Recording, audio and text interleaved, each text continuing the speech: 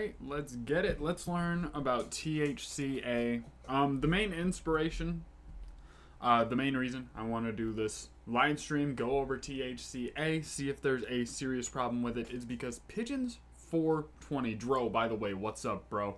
How's it going? What you doing? What you smoking on, dog? It's been a minute since I've seen you guys. Didn't post a video this week. I'm very sorry. Okay.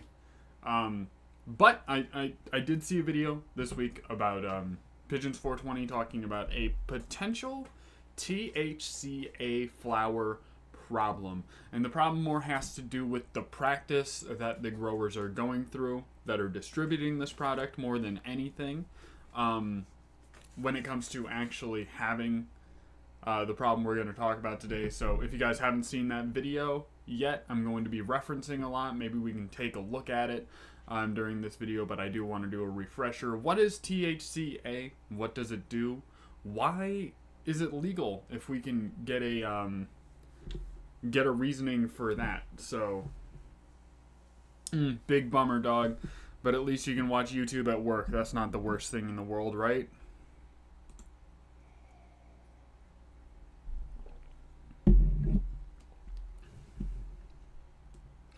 So THC versus THCA explained. This is coming to HiThere.com, doing this article. THC and THCA, what the fuck is up with all these pop-ups? Is that gonna be cancer? Oh no, that's just like Jagex and shit. That's fine. Good lord. THC and THCA, these two molecules certainly sound about the same, but there's one letter that changed between them. So how different can they be? It turns out quite a bit. When we think about cannabis, we normally think of THC. Smoke weed or eat edibles, THC then gets you high. So why don't we just eat the raw cannabis plant if we can eat edibles and get the benefits from THC, or of THC from them? Shouldn't we just be able to munch on a marijuana bud and get the same effects? Anyone who has tried this knows this is not the case. Same with anyone who's attempted to make edibles by just dumping raw cannabis flower into some brownie mix. Rather than getting high, you just end up with weed stuck between your teeth and some seriously bad breath for the rest of the afternoon. Though we heavily associate cannabis with THC, it turns out that cannabis plants in their raw, natural state don't actually contain much THC at all. Instead, raw cannabis plants contain THCA, tetrahydrocannabinolic acid, a non-psychoactive cannabinoid that is a precursor to the THC cannabidiol, it doesn't fucking matter, THC, and the A makes the difference, all the difference in the world. We'll detail out some of the differences between the two below. The difference between THC and THCA, as noted above, one major difference between THC and THCA is that THCA will not under any circumstances get you high. Thus, you can eat raw cannabis as much as you would like, and though you may still see some benefit from it, because there are quite a bit of benefits, you will not get intoxicated, you will not get a buzz. When the cannabis plants grow, they contain several substances. We humans find beneficial primary cannabinoids and terpenes. In addition, plants must have industrial, it says industrial hemp, are specifically cultivated from strains bred for low percentages of THCA content, less than 0.3% THC, to be grown legally under the USDA guidelines. Still, most cannabis plants are known for their psychoactive potential. When we intake THC, this molecule travels through our body and bloodstream, eventually passing through the blood-brain barrier inside our heads. From there, the THC molecule binds to or antagonizes specifically designed cannabinoid receptors known as CB1 receptors located on the brain cells within our brains, which, like a puzzle piece sliding into place, these cannabinoids fit precisely into our receptors, giving us the buzz often sought after for smoking marijuana. So, The difference is basically as THCA, it cannot bind to the receptors properly, and it will not give you those benefits that you're looking for from the THC. Though you will get other benefits, you will not be effective psychoactively. THC cannot work like THC, whereas THC is a chemical makeup that our cannabinoid receptors can utilize. THCA has an additional carboxylic acid chain attached, essentially making it too oddly shaped to go inside our receptors. So much like a proverbial square peg around in a round hole, no matter what you do, the THC cannabinoid simply will not fit. Again, THCA is the natural form of THC molecule. As found inside plants, THCA turns into THC when exposed to heat and light, though more slowly, meaning that while you eat raw cannabis, you won't do anything for you as long as you apply the right amount of heat. You're conserving this THCA, or converting this THCA into THC via the process called decarboxylation. So basically, these couple of paragraphs right here basically sum up the loophole perfectly, because what they made illegal to buy is THC products that are marketed as THC products. Now, the way people are getting around this is they're growing normal weed, harvesting it early to where there's a low THC content converted in the plant, and then a higher THCA content that has not been degraded, so it's under the legal limit for THC and is THCA with the highest percentage that is not decarboxylated. So that is the biggest difference that we're looking for.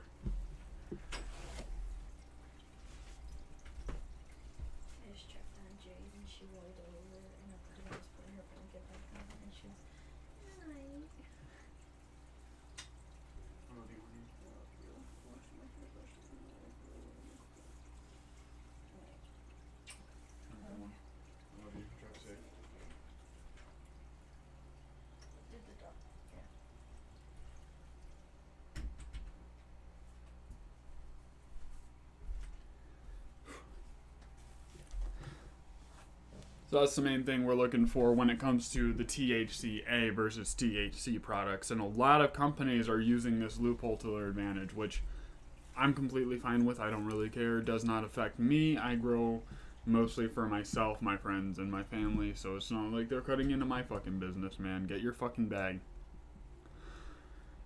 Decarbing makes the difference. We kind of went over that. A lot of people who are familiar with cannabis already kind of know, so I don't think we really need to go over that. Smoking pros, takes a little prep work, relatively immediate.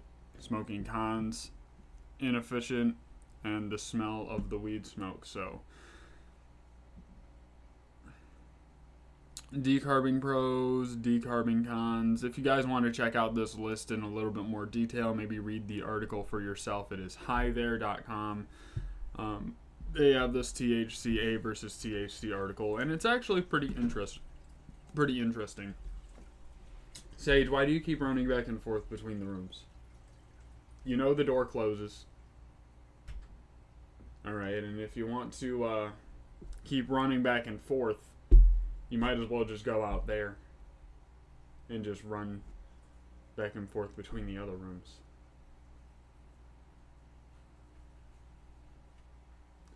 Just being all crazy.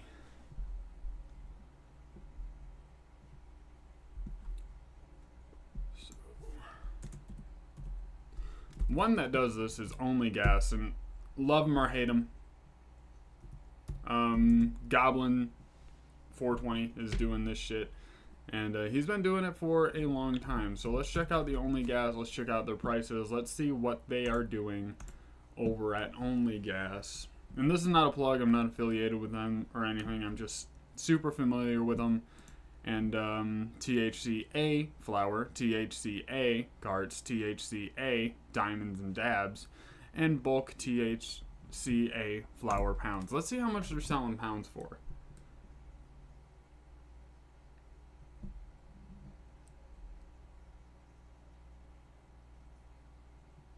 Good Lord. They sell trim. They sell bulk shake. Exotic flower.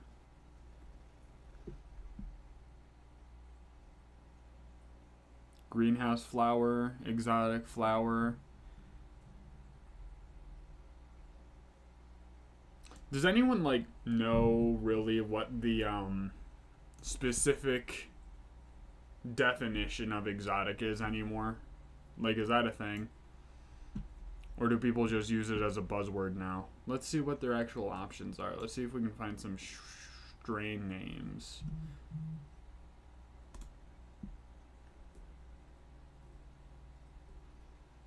Whatever, $550 a pound. Cherry Chem, Gelato, and Horchata. I don't really like the layout of the website. I wish it gave a little bit more, like, detail as to what we're actually doing here. Quality, affordable option, full flavor and potency of premium cannabis without breaking the bank.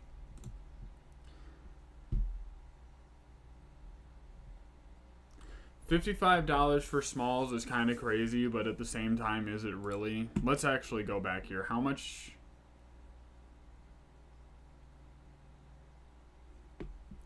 Where were we looking here? Mediums and smalls. So, I mean, that's less than $10 a gram. That's not exactly the craziest thing. How much is an ounce for? $139. That's not necessarily the worst deal in the world, you know. And just because the buds are small doesn't mean they're low quality. You know what I mean? And a lot of my experience, small buds are actually pretty high quality from what I grow, and that's pretty much all I really have to base off of. I don't really go into dispose and buy a lot of shake. I'll normally buy like one or two larger buds just because that's how they normally package them. But one thing I did want to get into, one of the problems that Pigeons 420 talked about in the THCA industry is that what they're doing is they will harvest early so it has that higher THCA content, and then they will push the plant until later. And what this will do is it will cause there to be an actual higher THC content, and it will cause people to get a product that they're not being advertised, so it's not the THCA product anymore. It's higher in that THC percentage because they let it go on longer and degrade and go into THC, more of a base percentage. But at the same time, one of my things is like, does that even matter? Because the most common way to consume cannabis is to smoke it. So if you harvest something at, like, let's say something's a week 8 and you harvest it at week 6, is that not still going to fail you on a drug test? Because one of the things he harps on in that video, and we can go over the video and we can talk about it, but one of the things he harps on in that video is if you do that and there's a higher THC percentage, you will cause people to buy a product under the false impression that not only is it legal, which it is, but they don't want it to be because THC comes from it. So it's legal to own the THCA flower as long as it says THCA on the tag. However, at the same time, you are getting jabbed with the possibility of smoking that or eating it after being decarboxylated and having it transformed into THC. You intake that, you get tested, you lose your job, you go to jail. All these bad things happen. But wouldn't that happen either way? So, to the video we go. Because I want to remember how he laid it out, because while I was listening, it made sense.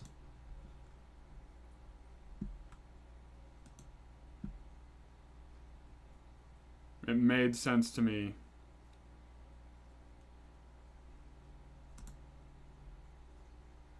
There are 101 ways that you could get clients. So let's get our earbuds in. Consulting business, but there are 3 to avoid.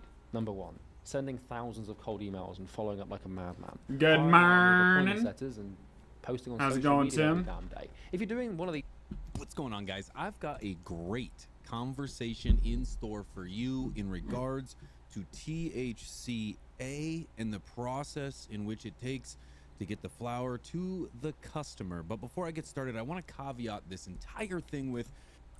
Also, I want to talk about this. How long is this man going to be stuck at 110,000 subscribers? It feels like he's been at that. I could be wrong. I don't fucking look at his numbers, I'm sure, as much as he does. He's been stuck at 101,000, it seems like, for like an entire year. Or 110,000 for like an entire year. So I don't know what the fuck's going on over there, but I have let's nothing actually get against into the video. The THCA community, industry, the hustle, the product, nothing against that. It's the things we're not talking about that I feel is the issue. And when you bring this up, this is a part of the... Also, I do want to say that I don't know what y'all are smoking on. Please leave it in the chat. I would love to hear about it. We just left St. Augustine Beach on Facebook Live. Face broke? Is that like a nickname you're giving them, or did you just... Is that a meme I'm not in on?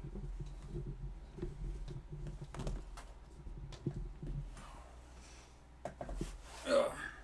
But I smoked on some Chill Out OG this morning that I got from Mr. Grow It, and I grew myself, and goddamn, is it amazing. Full THC product. Not to brag or anything to anyone who might be living in an illegal state. The conversation I feel that gets denied or forgotten. So if you want to get more of these conversations, head over to my Twitch, twitch.tv/pigeons420. We have these conversations I wonder if he's almost live right now. every single day. I'm live.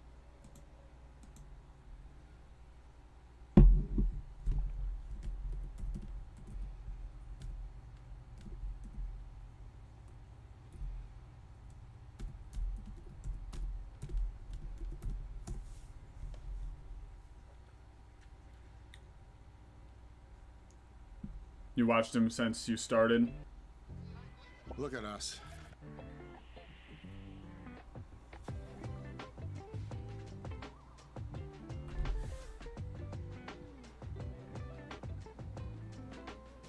Meta book. Watched him since 2016. Fuck yeah, man. I've been watching him since probably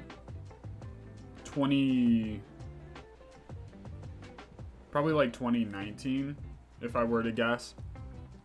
Back before he showed his face and was able to quit his job and everything. So it looks like he's doing like a pre-show thing, which is fine. Tuesdays all day, Thursdays, Fridays, and Saturdays, and Sunday mornings we do wake and bakes. That's twitch.tv. Okay, so tomorrow he's doing a wake and bake for anyone who wants to go out there. Chill and just have a great time with us. You won't miss out. But THCA and what they're not talking about right now.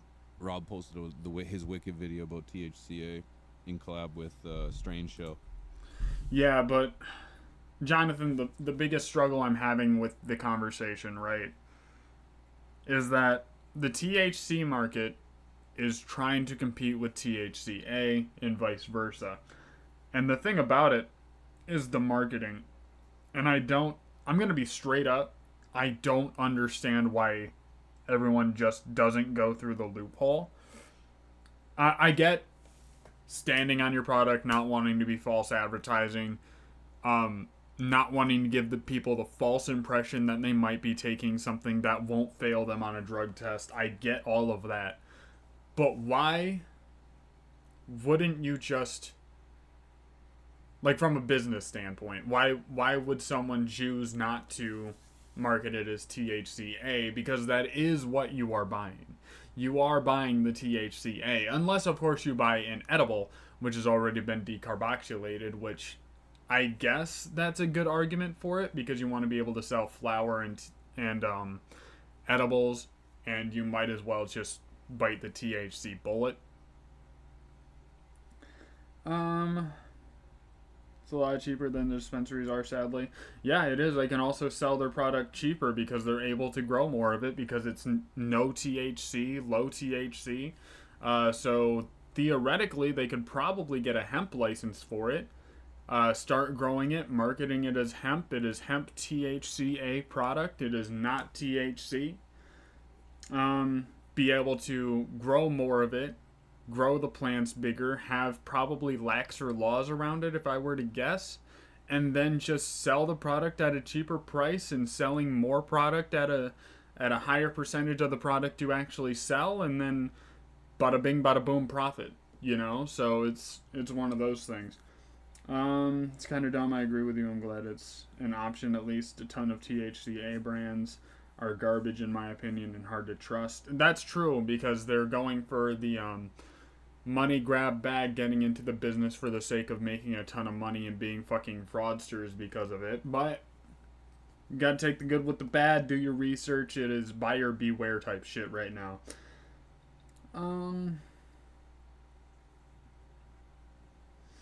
Dispensary bags all have THCA content on them as well as terps, etc. That's pretty cool.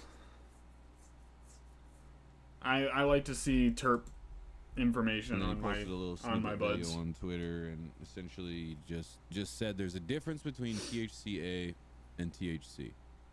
There's a difference between THCA bud and home grower bud. Essentially was the argument, and I encourage you to go check it out because I paraphrase. But and no one's arguing that THCA isn't THC and it isn't weed. It is weed. Of course it is. Nobody's trying to say otherwise. It is weed.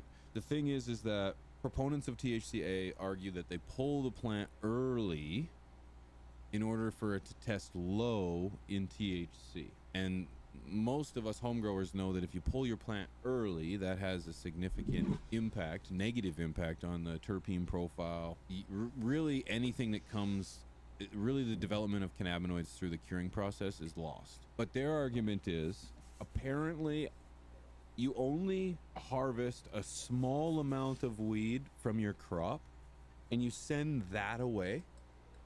That small amount of weed is what gets tested for THCA or the level of THC. But they argue that the rest of the harvest, the rest of the plant stays in harvest, and they then push that to harvest where they dry and cure it. That's the argument where the reason you feel ripped off is because you were. It's so much cheaper to grow your own. It just takes more effort. If you can grow a couple high yielding plants a year, you're way better off doing that than you are going to a dispensary, because you can grow a pound for like, if you really bare bonesed it and you were able to grow outside, you can buy it, or you can grow a pound for like $80. Now, if you're doing the indoor world, that changes a little bit because your electricity goes up and all that good stuff. But if you grow indoor cannabis and you grow a high yielding plant, let's just say for the sake of keeping the math easy, you grow it for a pound. And you grow that pound, and it's a high quality pound because you know what you're doing, because you're subscribed to me, you're subscribed to Rob, you're subscribed to The Strain Show, you're subscribed to Mr. Grow It, you're subscribed to Mr. Canucks, and you have all this high quality growing information, and you grow that high quality bud that is not dispo quality. Not only does that bring the value up even higher, so a dispo pound being like, let's say $500, your pound compared to that would be like closer to $1,000. So, but at the same time, you can grow that pound for, like, taking into consideration electricity and all that stuff. You're probably going to be growing it for around $300 to $500 $300 to $500 somewhere in there for a pound. Now you can grow more for the same price if you wanted to, but just keeping the math easy. So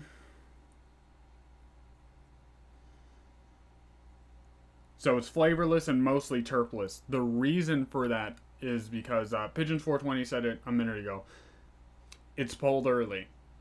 And all the terps, all the flavonoids, those are developed later in the flower stage, and those are a secondary text characteristic to ward off pests that might be trying to eat a dying plant. So all that stuff is developed later when the plant is not as healthy in the last couple of weeks of flower. So that means if your THC flower is flavorless and dull and doesn't taste like anything and it's bland, that is because it's genuine THCA flower. That means you are getting exactly what they are advertising and they're telling you it is.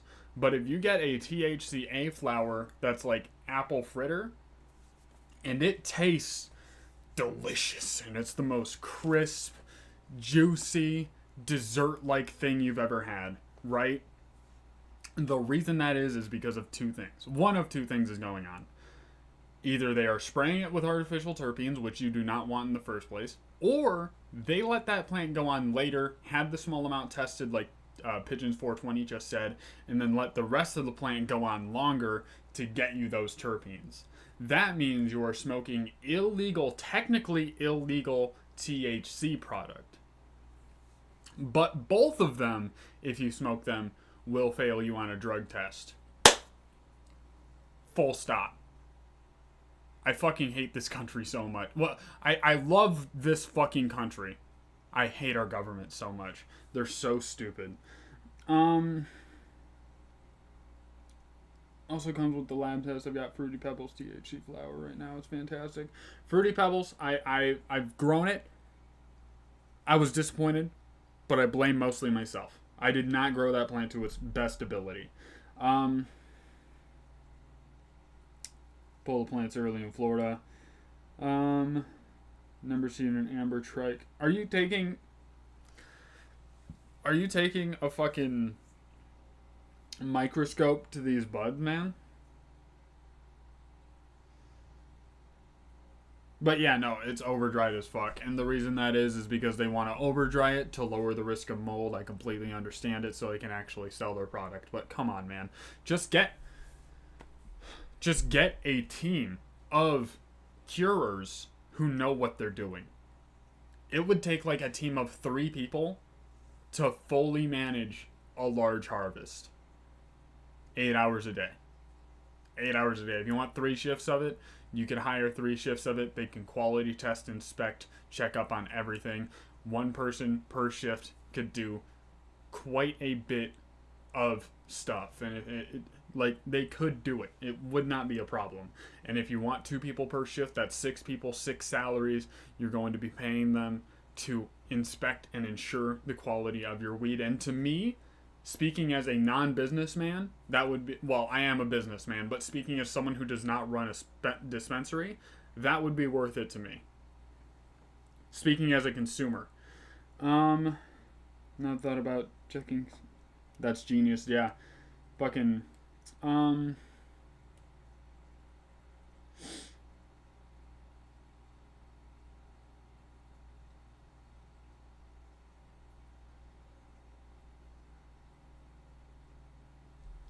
yeah, no, outdoors if you can is the way to go.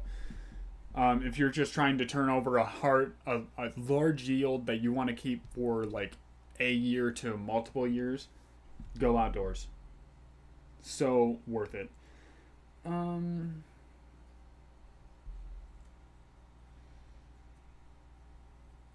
Curing does get expensive if you don't have the right environment already. That is fucking true. And that's properly, because you can make high quality cannabis with not ideal conditions. Is it going to be the best? Obviously fucking not. But you know, you can make great quality product without the ideal conditions.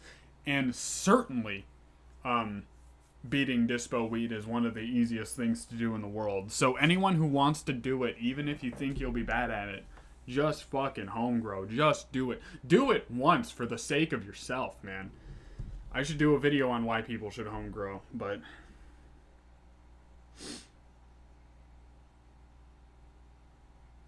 $75 extra on the electric bill, yeah.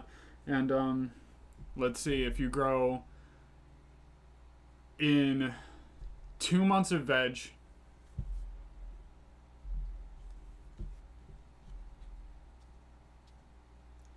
let's say it adds 75 to your electric bill, and then 2 months of veg plus 2 months of flour, and let's take Mr. Groats for the sake of simplicity. Definition of starting, like, when he counts veg. That is right from Sprout. If I'm quoting him correctly. Right from Sprout, he does not count the seedling stage. Right from Sprout, he does 2 months, and then he will 2 months again for the flower. So that's 4 months. And if you get...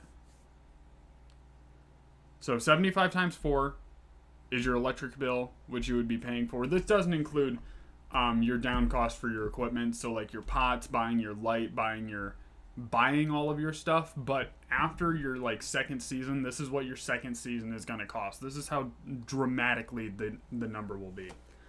So $300 for electric, extra for 4 months. Now, let's say you grow a plant that grows 1 ounce in 4 months, and you have 4 of them. So we take the number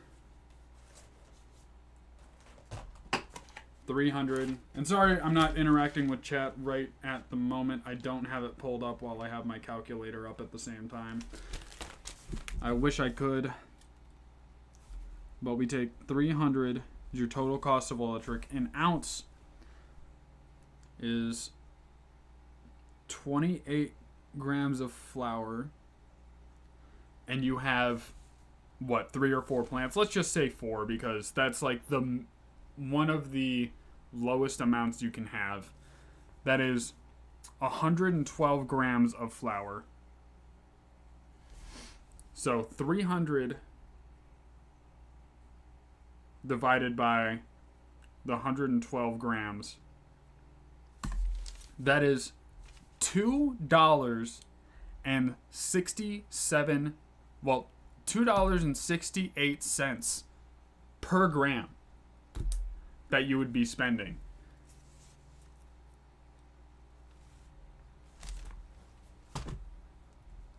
And if you're growing outdoor, it'd be lower than that.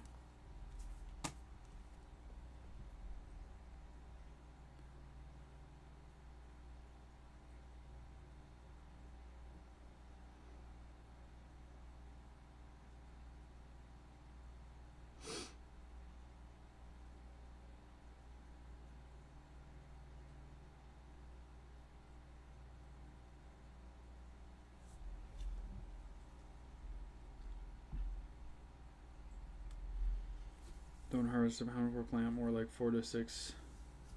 I would say that's a quality harvest. 4 to 6 ounces per plant, I would say is good. My last chill out OGs, only one grew over an ounce of finished product. And it was 3 plants. Now I got fucking 9, 10 plants in there. And they should each harvest like a lot. But I'm also going to be putting them outside. I'm going to take clones inside, do a breeding run. Hopefully all that goes well. Wasted money on a $300 solar kit with batteries so I could run my grow grid and estimate. Some expenses, yeah. And adding the other expenses, I assume you're going to be growing for like an average of $5 a gram. Which at dispensaries, I mean, come on. We could do... Let's see what High Profile is. Kind of a local spot. Let's see what they're selling a gram for. Locations, careers. Let's just go location. Shop now. Fuck. Michigan. It doesn't really matter the location. I didn't know they had so many locations. They used to only have 2. back in the day. 25% off flour.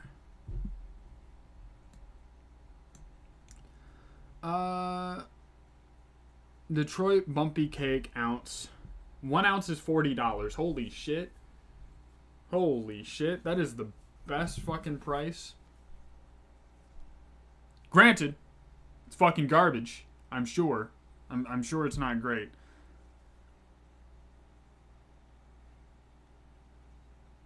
Oh my god.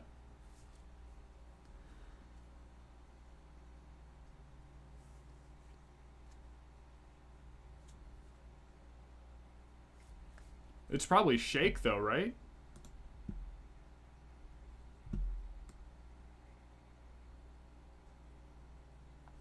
Because that comes out to $1.43 a gram. That's fucking wild. I didn't know the prices got that low.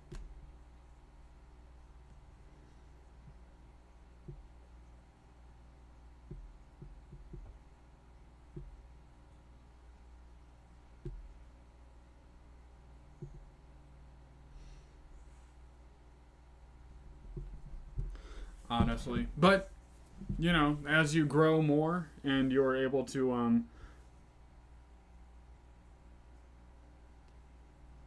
yeah, the packaging definitely makes it look like it's worth it, huh? But then you open that package and you're like, this is bunk.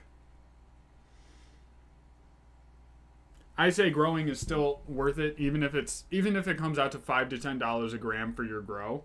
I would say it's worth it just for the experience. But let's hop back into THCA. We took a little bit of a fucking side road. Schultz, 1 to 3 inches.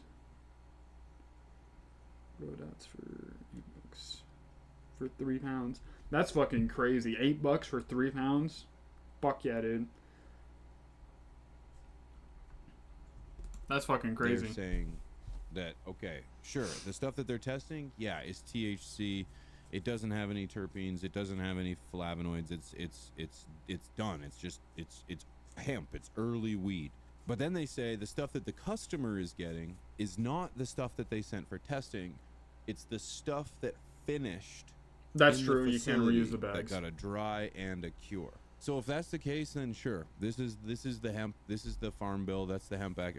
That's the parameters they can list it as. But the problem that I then have is now we're kind of deceiving. Even, like, don't get me wrong, it is what it is.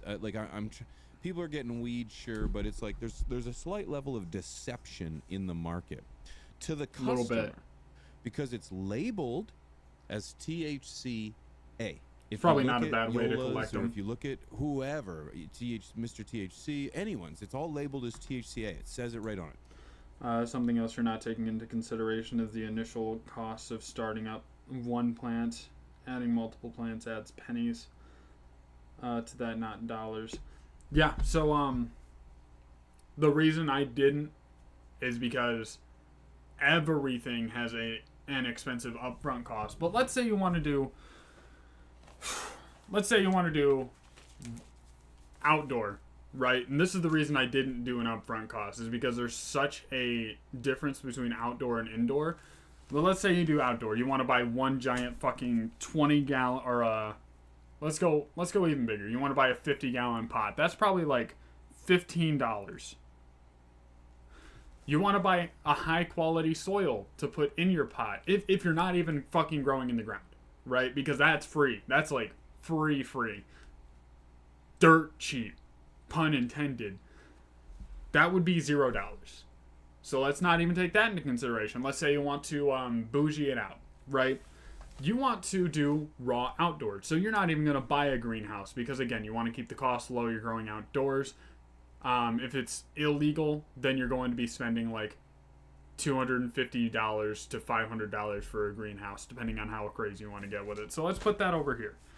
Let's call it $300 for a greenhouse, plus $15 for the pot, right? Then you want to buy high quality soil. All right, if you want to buy soil to put in your pot in both of these scenarios, you're probably going to be spending like $120 to fill up that pot. So 120, 120.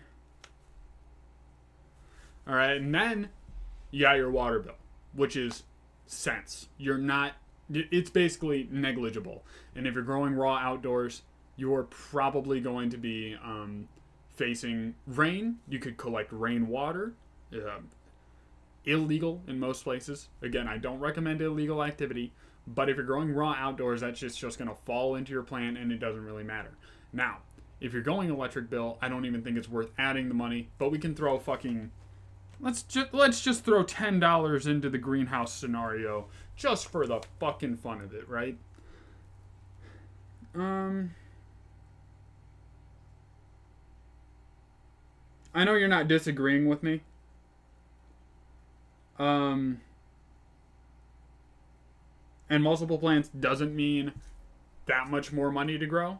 Because if you add more plants, right, you add pennies to your row, like you said before.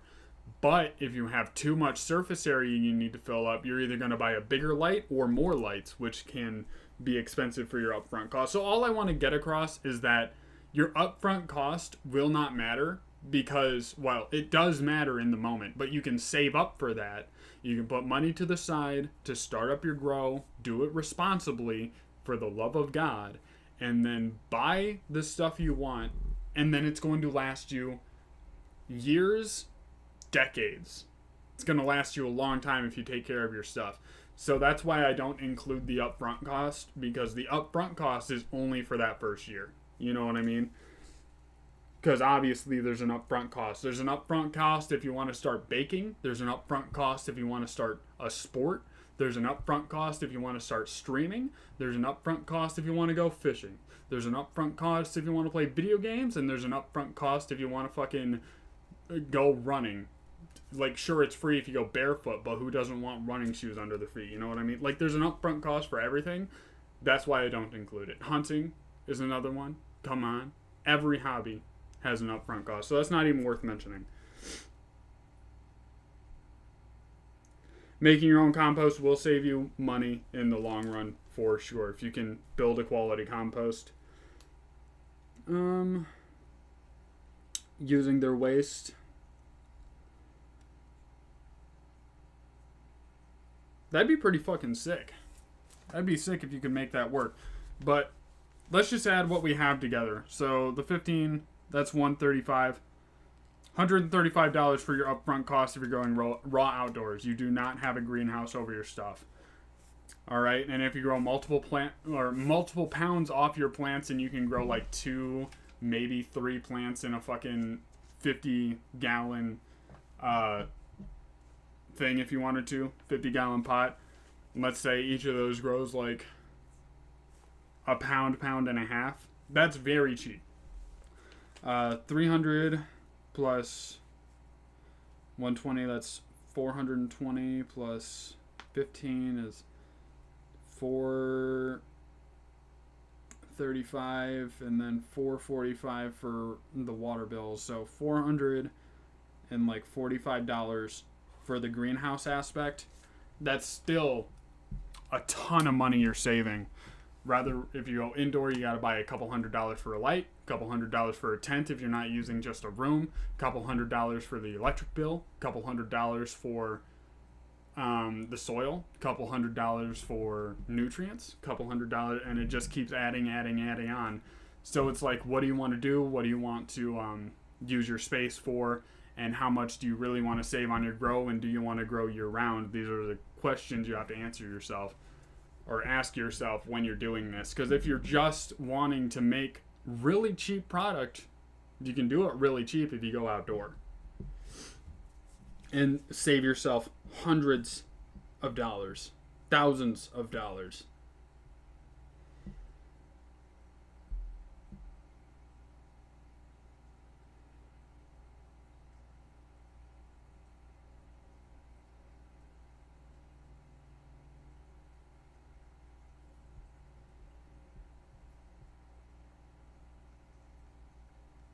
For sure, yeah. I'm vegging my plants right now indoors before I put them outside.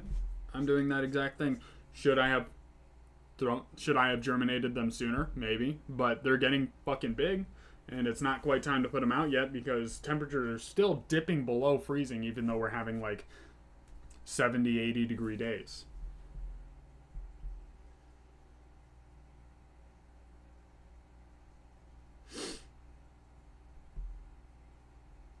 Dr. Earth. I've heard Dr. Earth thrown around a lot.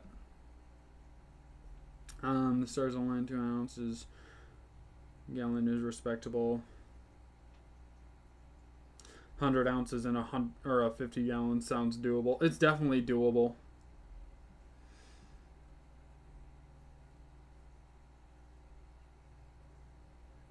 That's fine. Mine are starting to get too big for that room, it seems like, already, because I have equipment in there that's taking up space. I have the discs that they're sitting on taking up space, and these leaves are just spreading. They're basically growing into each other.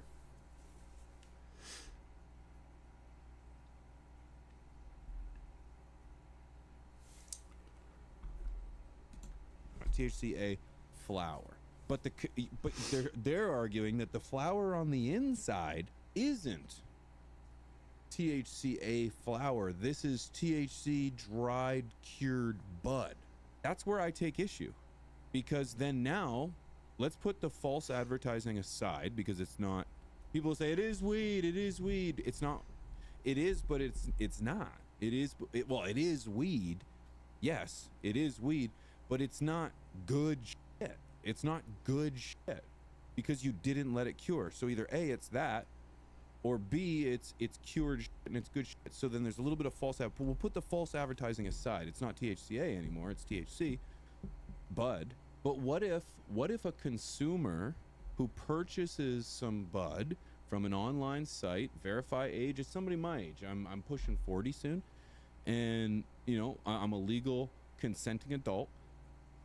Well, I'm a legal adult, but let's say I'm in Texas. Let's say I'm somewhere in a prohibited state where this loophole, it's not a loophole, it's a law where this works, where you can send THCA flower to the consumer.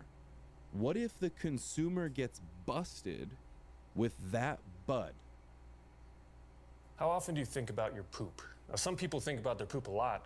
Others, not so much. Did you know that every time that you pay a visit to the porcelain throne, your poop is trying to tell you something about your health? What exactly is your poop trying to tell you? It might sound gross to be talking about poop, but your pooping routine is vital to good health, because all poop is considered toxic by its nature. Some people have pounds and pounds of it just sitting inside of them, rotting. I doubt that. Either by an employer, by law enforcement. What's it going to test as? It's going to test as THC. It's going to test as...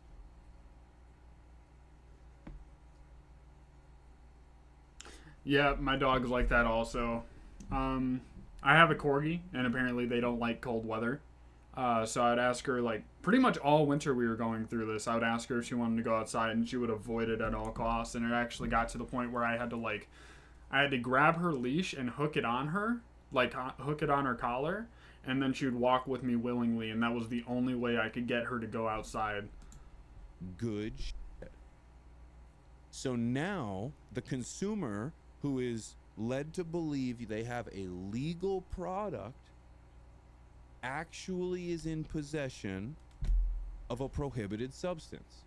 Maybe I'm misunderstanding somewhere, but if that's the argument, that the consumer's actually getting good weed, but then you're labeling it as something else, the argument that somebody can say to the cops, no, this is THCA. No, it's THCA. It's all good, dude. It's all good. This is not the illegal stuff.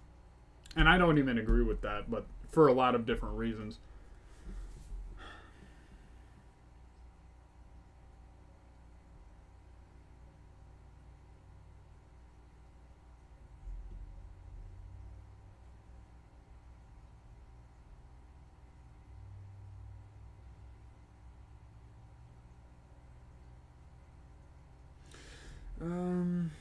Adorable till they go in the house. I don't think it's cute. I would rather they just not be scared of going outside in the cold, but I also wouldn't want to walk with my bare paws on the ground either. But my thing with the THCA versus THC and him being like, oh, this is a legal product, it's THC, until they smoke it. Until they smoke it. It's legal until they smoke it. So the thing is, like, they'll fail a piss test, they could lose their jobs either way, because the THCA will turn into THC. They will have THC inside of their system, which still is not legal. I don't know if he's missing that. I don't know if he's not taking that argument into consideration because it doesn't really have anything to do with the legal market itself. I have no idea. But the thing is, that is the brass tacks of it. And he touches on that a little bit. What if this is a grandma? What if this is a grandpa? What if this is an elderly, disabled person? What if you will somebody not? who's trying to Yeah, push that's the thing anything. too. It's just somebody trying to get And their people hand who on a aren't legal, educated on on a it, legal substance. they don't know. They're being misled by the people who are packaging them and the people who are selling them this product. That's where I take the biggest issue with. And maybe I'm wrong. Maybe I'm wrong about all this. But that's where I take issue with it, because now we're deceiving the customer. The customer's not getting what they think they're getting. And maybe that works for some, but I can't see that working for everyone. And let me be very clear, and I know this is the same for Rob too. I don't give a shit about someone's hustle. I'm not here trying to fuck someone's bag up. If someone's making money off this and they're label. The stash blend is really good, and the biggest reason the stash blend is good because of how much comes in there, and the price. It's crazy. They're literally selling. I have a pound bag I bought on Amazon. Well, actually, I'll just look up. I don't want to pull up Amazon and accidentally flash my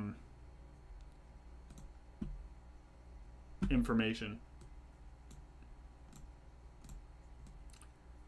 Stash blend, not blend. You can buy it on growershouse.com. Stash blend additive, $27. $27. And we read up on it before. That's for 8 ounces. So let's go to the 1 pound bag. That's $50. Rounded up.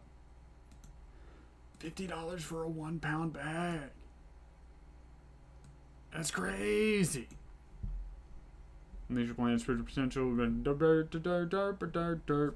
including NPK-rich corn, steep liquor, potassium-enriching seaweed powder, nutrient-absorbing humic acid, beneficial endomycorrhizae, soil-enhancing bacteria, and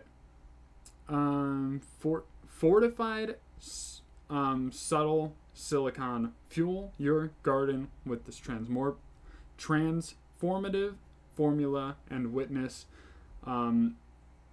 extraordinary results as your plants thrive healthier. And gosh darn it, I used it, for the love of Christ, and I can't believe the fucking change in my garden. I cannot believe it. I have not broken a stem, not a single one, while using the stash blend. You want to know how many stems I'd break? You want to know how many stems I used to break?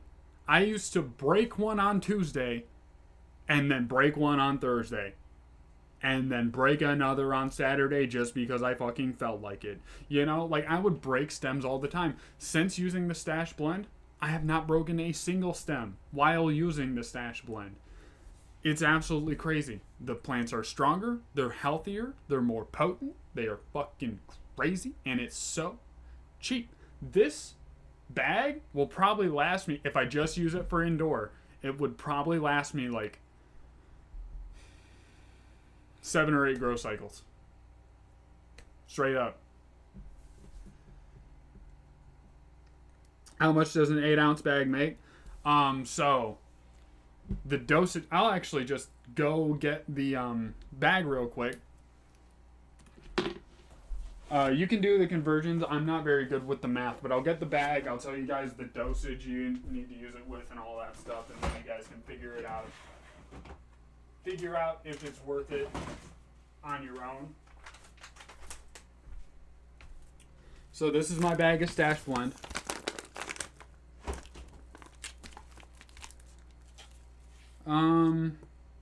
Directions: mix half to 1 teaspoon per gallon of water. Add this last when mixing with nutrient solution. So this is the last thing you add when adding it to a nutrient solution, and you only use a half a teaspoon to a full teaspoon.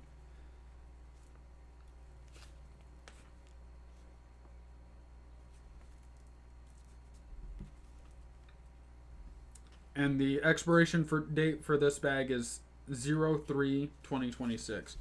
So this pound bag, this is going to last me a long time because each gallon of water I only use like half teaspoon to a full teaspoon, which is like that fucking much. It's almost nothing. So an 8-ounce bag, it could probably get you a long way. It could probably get you a long way.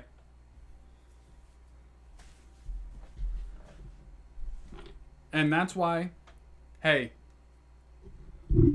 from the Stash Boys, all right, you might not take me on as a guest. You might, one day. You might not take me on as a guest. You might not take me on as a host, even though I fuck with you people so hard. That's none of my business. But if you guys are ever looking for people to advertise the Stash Blend, you guys got an affiliate program, I'll probably look into that. But bro, hit me up. Send me an email. All right? We got this. I fuck with you guys. Alright, so if any of you guys are watching, I could be a pretty good advocate. Yeah, definitely going to be cheaper than any other plant additive I have ever seen. Especially since a lot of additives you need to buy mycorrhizae, then beneficial bacteria, then silica, instead of just having them all wrapped into one. Plus the NPK boost. Fuck off, dude. That's awesome. Yeah, Tim Yak, this is easy. Don't. Just cancel everything in there.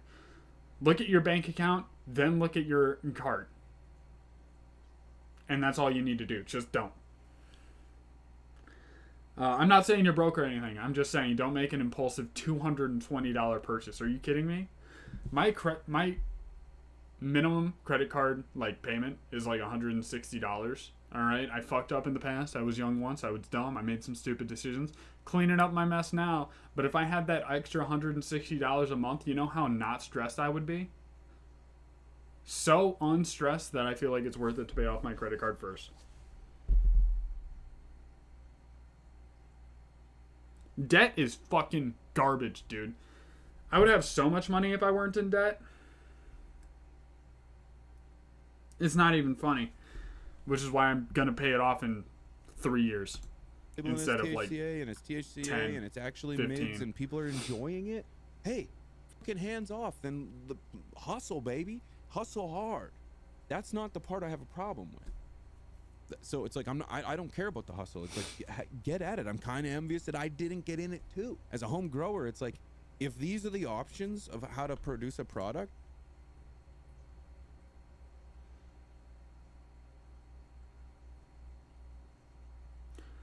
that sounds like it could be right.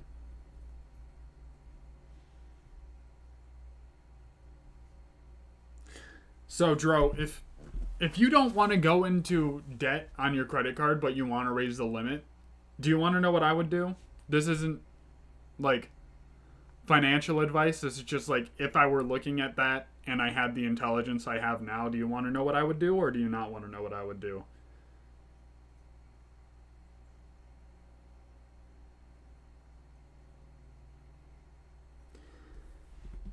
Because if you have a credit card, are you maxed out on it, or coming up on the max, or what's your situation with that?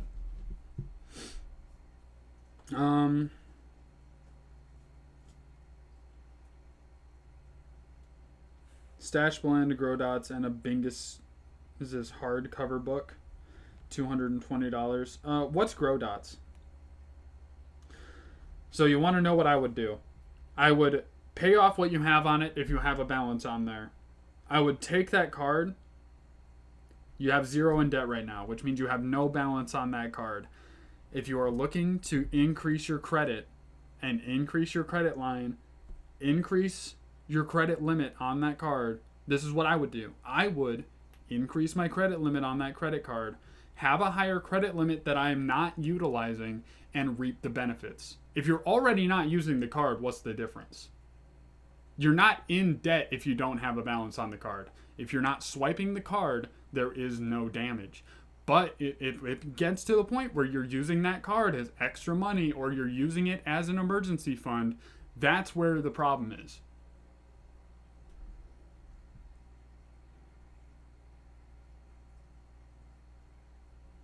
Pay like 3 monthly bills on my credit card every month and then pay it off every single month. See, as long as you're paying it off every month and you have the self-control to do so, you have zero problem.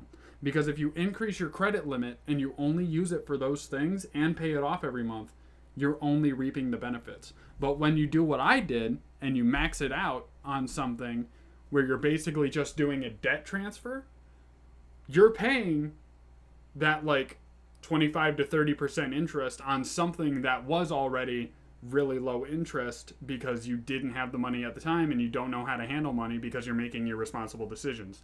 That's how you get into my shoes.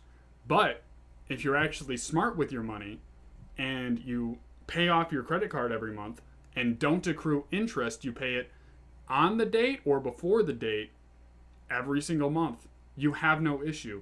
And if you increase your credit limit, let's say they're trying to get you from 500 to 1,000, that doubles your credit limit and then increases your credit.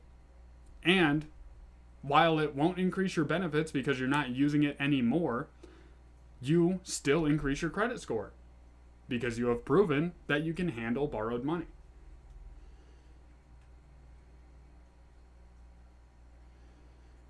Maxing them will absolutely tank your credit. I don't know where the fuck she heard that from, but she is... I want to be candid, but I don't want to be rude. That is not smart and factually the opposite of truth. You didn't hear it from me. That's just what the facts will tell you if you look it up. The experts say like less than 30%. I say don't use it unless you pay it off.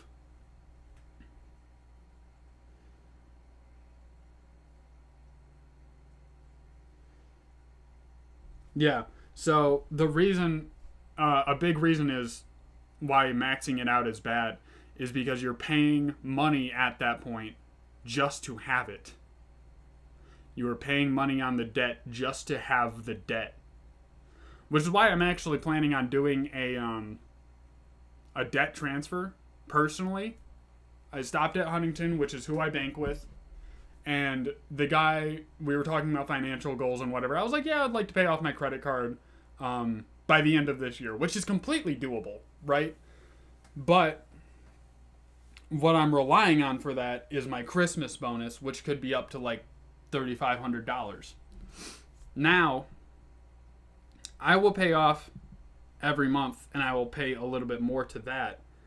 Why do you loathe Huntington? They've always been a good bank to me.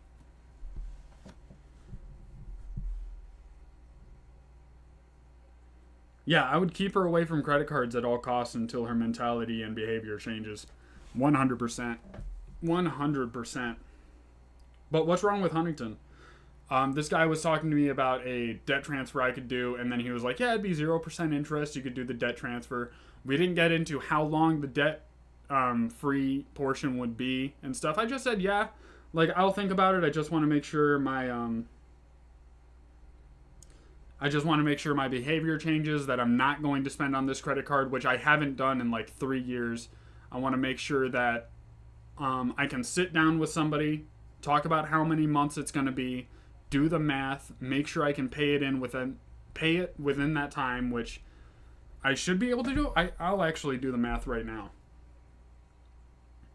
I'll let you guys know how scary this is. I'll be open about it because I hope it helps somebody. I'm not going to get into specific numbers or anything. I'm just going to tell you guys. So that is my balance.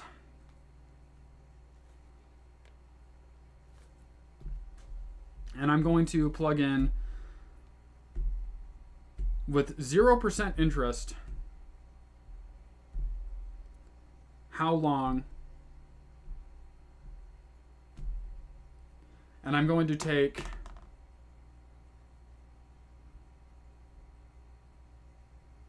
my minimum monthly payment. So if I paid it with my minimum monthly payment, it would take 36 months, which is 3 years to pay off, interest free. Isn't that fucked?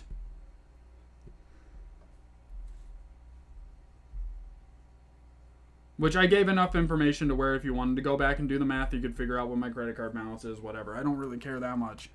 But that fucking sucks to be in that situation.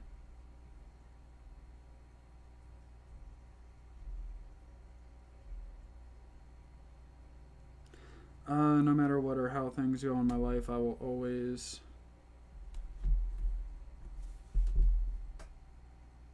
draw on the way I bank.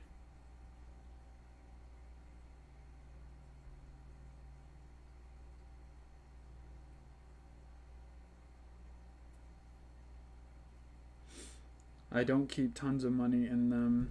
It's more of a transfer. This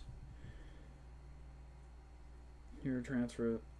At least you're working on it. I was in a bad car accident in 19. $60,000 in debt after that. I had to get a brain injury. Yeah, shit sucks. I was just irresponsible and stupid. I'm not doing it. I want good shit. I don't care. I'm not gonna prohibit. I'm not gonna just no. I don't want to. You know, Miller can't. Just don't put a Miller Lite in a Miller can and try to pass that shit off.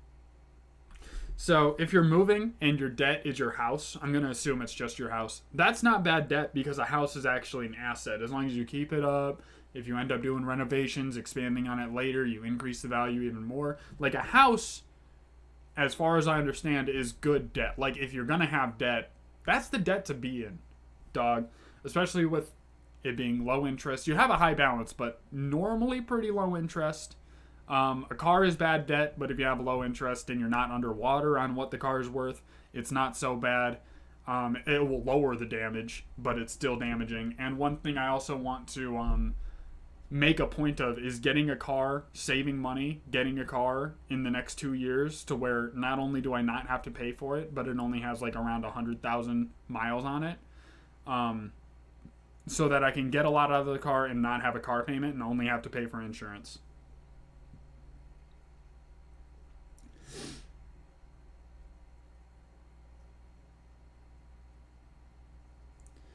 Home expensive. Gotta prep the entire property legally to take a tiny-ish home. The car is 30 years old. I've always kept it on the road. Love it. Hey, man, if you have a 30-year-old car that's treating you well, there's nothing wrong with that. But I have an older car. It's getting up there in mileage. And by older car, I mean it's 2014, but it has fucking 230,000 miles on it, and it's getting up there. It's a Jeep Cherokee. Yeah, I got a black Jeep Cherokee. And they're normally pretty reliable, can be on the road for a long time. But Zach, you get it. Rob, I just hate the argument that it's 100% the same as we grow. That's right. All bud is THCA bud. That's right. And if it's treating me well, I probably, like, by the time I pay it off still, if it's treating me well by then, probably won't be looking into a new car for a minute. But if I can sell that car and buy a car that has lower mileage, I think that would be worth it.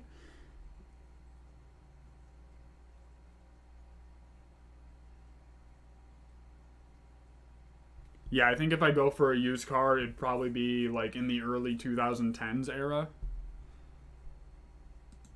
Right. Yeah. A Miller's a Miller, pay. No, I agree with you. The fact that they say it's the same thing, it's not the same.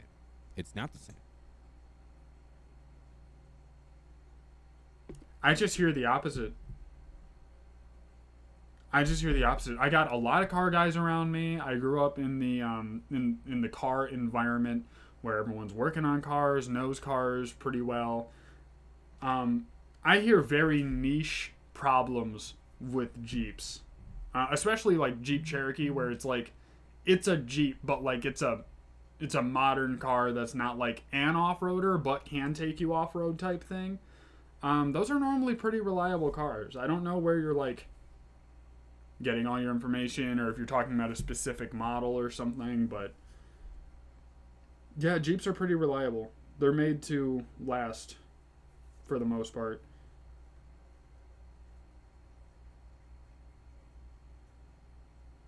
That's also what I've been told buying before the pandemic.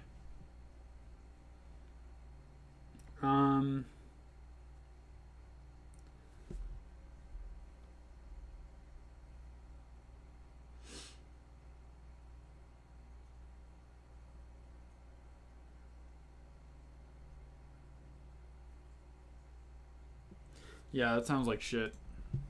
By definition, it's not the same. It can't be the same. Yes,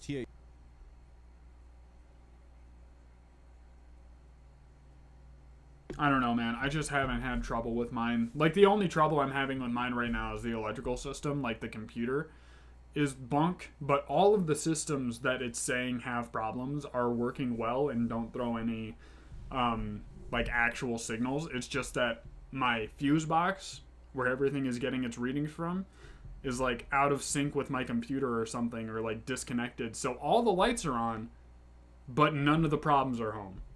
So, like, I have a problem that's not a problem.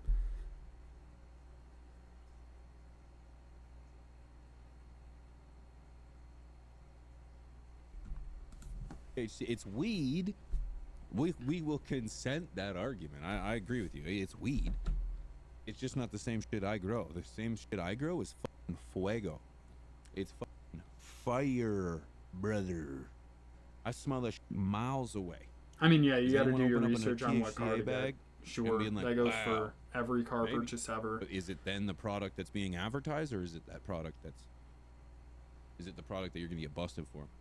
LGBTHCA+, yeah. Wankster. And I do want another, like, Fuck, I need that on a SUV type t-shirt, car. dude.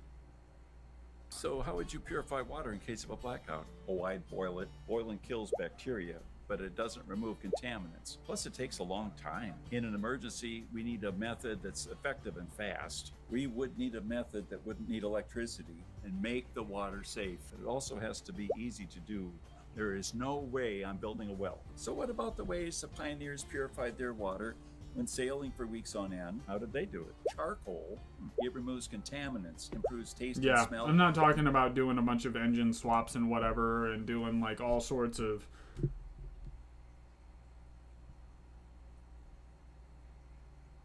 Yeah, it was a pretty funny joke. I'm not talking about going all custom and whatever. I just want a good car that's going to get me A to B, which is probably going to still cost a couple $1,000s, but I can, if I can pay off my debt and make that happen. By the way, the math I did was not including putting any extra money towards it or my Christmas bonus. So my Christmas bonus should definitely just knock it out by the time I get there.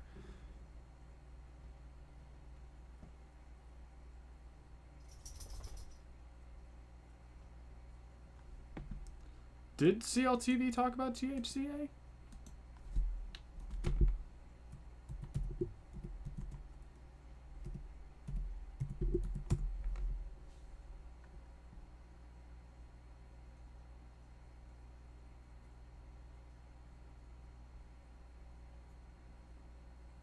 Three years isn't that long, but I want to pay off. So my goal is to pay off my my credit card this year, my car next year, and my student loans the year after that. And then pretty much all my debt will be knocked out. Because I still have my house, but that's not on my credit. I just make, I'm renting to own right now. It's not on, my house isn't on anyone's credit, actually. Warning. Everything on this channel and video is for educational purposes only. Which I'm very All content grateful is intended for. for people 21 years of age and older. All acts are performed by professionals, and all people shown are 21 years of age and older. All acts are performed under the mission. This is the year where I really fucking start, like, yeah, getting on the right track. So it's been a whole fucking journey for me getting my shit in order. And one of the big things was this YouTube channel, because I wanted to start something that I could define as great. So I wanted to start this. I wanted to learn this skill. I've been obsessed with this plant for a very long time. I've been learning about it for a very long time. I didn't realize it was something I could do until it was legalized, because my number one rule was do not go to jail. Do not do this illegally. Do not be stupid about it. And another thing was physical fitness. I got obsessed with going to the gym. I went every single fucking day for 2 years except Sundays when the gym was closed. I was on a very restricted diet. I was working around the clock. I was saving and investing money. I was doing a great thing financially. My shit fell apart at one point when I moved out of my house. I didn't realize what I was getting into. I didn't realize the situation I was putting myself in. Then it came time management. How am I going to balance family, work, and professional life? How am I going to do all that? And then the last, which should have came first, was my financial stability, which I'm working on now.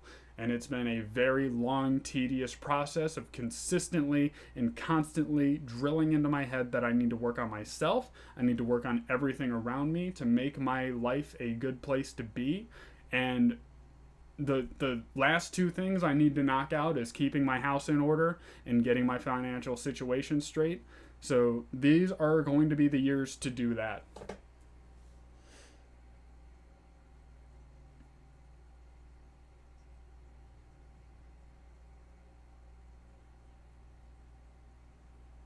So, for anyone who doesn't know, if you're in debt right now, do not contribute anything to anything extra. And what do I mean by that? I mean, don't invest money unless you're going through a 401k with your job, and then only do the match.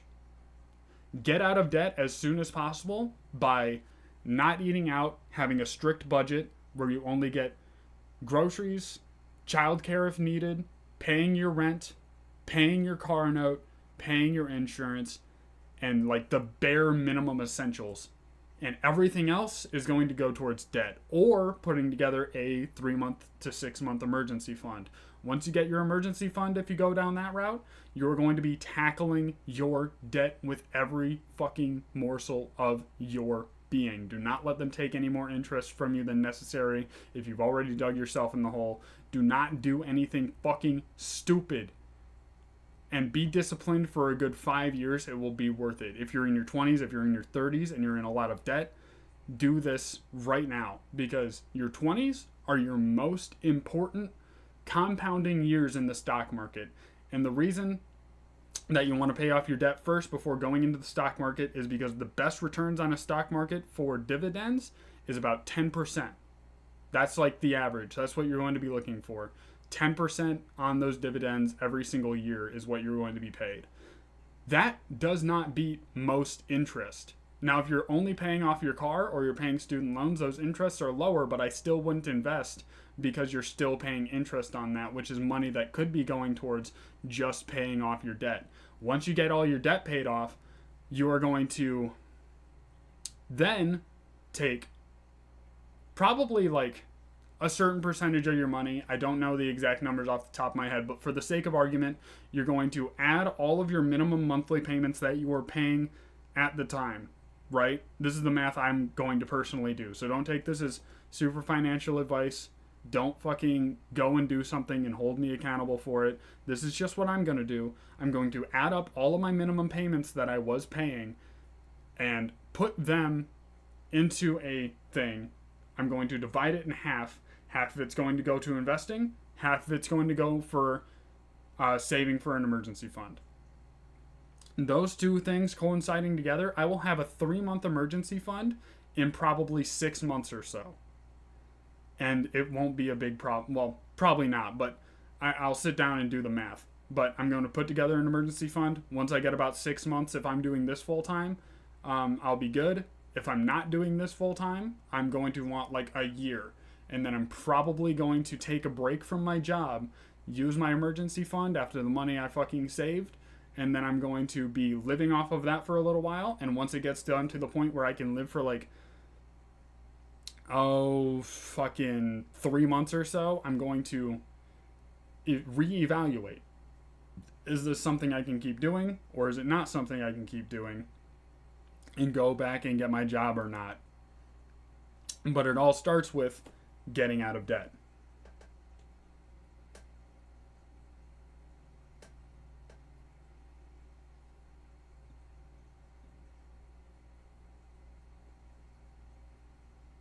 Well, it only looks like I have my shit together because I'm getting it together, dog. I do not have my shit together. Behind the scenes, I feel like fucking shit and I panic every single day. And you might say that's just because I care, which I fucking do. I care so much. But I'm mainly just playing catch up. I'm turning 27 this year. I really need to get my shit together. And anyone who wants to come along with me, get some financial like reflection or fitness reflection or anything like that, I'm a decent person to go to. I know a lot about this stuff. I was very passionate about fitness for a very long time. Obviously, you guys are here for the growing mostly, and that's very awesome. It's a good skill to learn. If any of you are new to growing, I do recommend hitting the subscribe button. We talk a lot about it. We learn a lot about it. We get inside information on the industry and all that good stuff sometimes. We go over that mostly. But if you want to get the rest of your life in order, I do want to incorporate that a little bit into this. I've been talking about it a little bit in my videos. And if you guys want like a strict like financial advice or financial like channel or something, I might be able to work that out. I think that could be fun to work on. I might do some like a Reddit reading channel where I have a r/financial thread or something like that. I think that could be a very positive thing. A good way to gain weight: eat food, work out. Eat food, work out. So that's just like the simplistic way. Are you talking about like specifically trying to gain muscle, or do you just want to gain like weight? What do you mean? What's your idea of good weight or a good way to gain weight? Because if you're trying to gain muscle, literally all there is to it is to work out, do everything like basically to failure every time you go in, and eat as much food plus some as you possibly can. And it has to be nutrient dense food and not calorically dense food. Yes, you have to eat more calories to gain weight, but to gain good weight you need I think the number is, don't quote me on this, but I heard that the number is 1 gram of protein per pound of desired body weight that you need. So, fuck, I'm 190 right now. If I wanted to be 200 pounds, 220 pounds of pure muscle, I would have to eat that many grams of protein. And then high fat and carbs are last. High protein, high fat, carbs are always last. Carbohydrates are absolutely fucking... I don't want to demonize them too much, but because of the American culture that I'm in, everything has an astronomical amount of carbohydrates in it. Dodge them at all costs because there's so much of it. And in our culture, we need to. In other cultures, like in Europe, it's not a big deal. They walk a lot. They eat really nutritious food. They eat small portions. They don't need to work to lose their weight and be as disciplined as, well, they have to be as disciplined, but it's a lot more natural for them than Americans.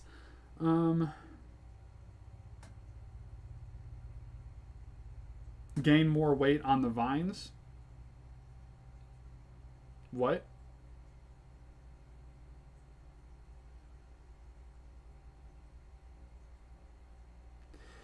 But yeah, basically, it's just eat a lot of nutritious food. And if you want something like a little bit more detailed than that, go to a bodybuilder's channel. A lot of them will be like, oh, chicken, beef, venison is super high in protein.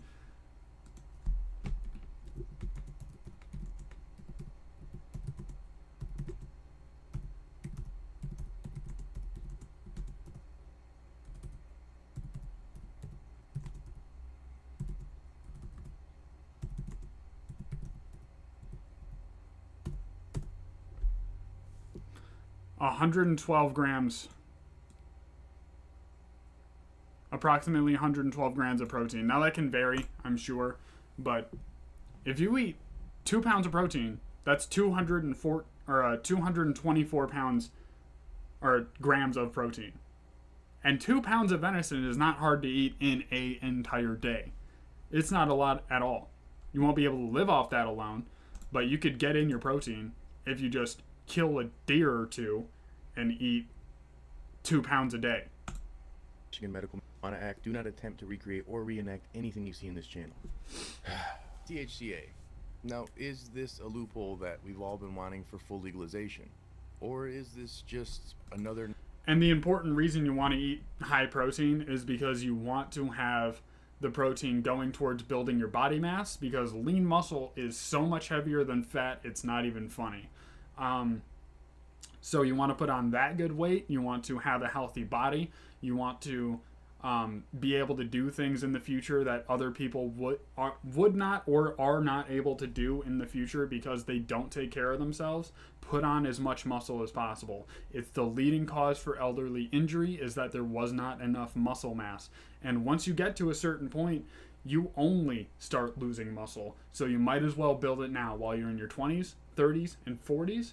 You need to build that muscle mass, because eventually you will not be able to, or at least it's going to be a lot harder. And if you have that foundation going in, you are going to be a lot better off and a lot healthier than any person you see in a nursing home.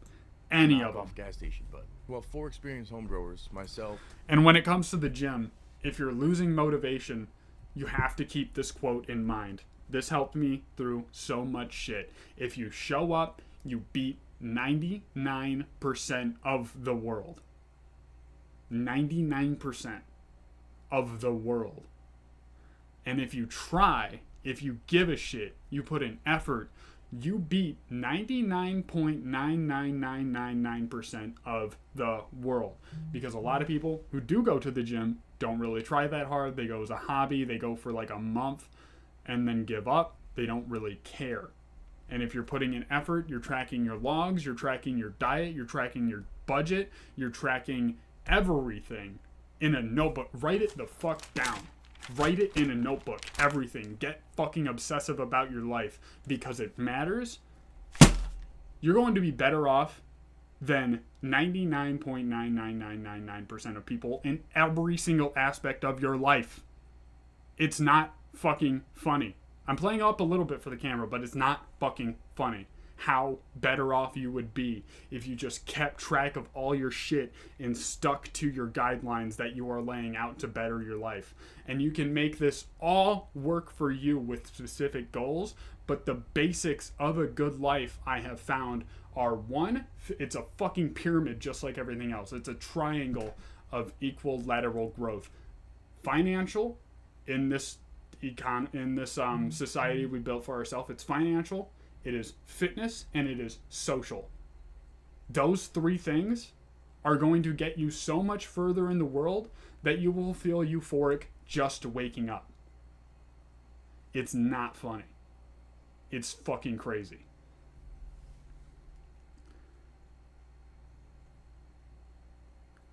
Walked a lot on a cruise. That's a good way to burn weight. Burn body fat. That is another thing people don't really pay attention to, is your non-workout movements. If you fidget a lot, that's a non-workout movement. If you do a lot of gestures, you talk with your hands a lot like I do, that's a non-workout movement. If you are running around your house chasing little kids, you're walking outside a lot, you're doing whatever, that non-workout movement burns like most of your energy. And going to the gym, I personally see it as like focusing on your cardio, seeing where you're at, and focusing on your weightlifting, seeing where it's at, and actually building muscle. And if you build muscle, the crazy thing about that is you will burn a ton of energy while you are sleeping, which means you are going to be literally losing fat while you are sleeping. Literally losing fat while you are sleeping. Literally. That's how crazy important it is. So anyone who wants to lose weight, just follow that. Trey Strongs, Matt, and Nick from Strange Show, well, we all decided to give it a shot. So we picked up some Hella Slumped and some Dopest Shop to see if this is the real thing. We're going to break down THCA as a No, that's whole, fair. and I would we're gonna exercise give it a less try too. and see if it's legit. Stay tuned. If you're new here, my name is Rob, and we talk all things herb. Today in particular, we're going to be going over THCA, which seems to be the new trend for legal bud. Now, if you live in a state or a country that it's not legal, well, THCA seems to be the alternative. In the past, we've seen things like Delta 8, we've seen Spice, K2, all these. Smoking good weed slight will increase the variations, quality even of the life, gas station 100% CBD. guaranteed. But I constantly am being told that this is the real thing. This essentially is a loophole that people are capitalizing on that was put in place in 2018 for the Farm Bill. Now, thank God I'm able to grow my own herb at home, but Also, working out while high, best thing ever. Best thing I ever. wouldn't be able to do it nearly as efficiently without some amazing brands like this, who also happen to be the sponsors of today's episode. AC Infinity, one of the leaders. So in the we'll game probably when it go comes to over grow what they're wood, saying. whether it be lighting, ventilation, or Um, a whole entire grow kit. I'm going to go get coffee. I will BRB.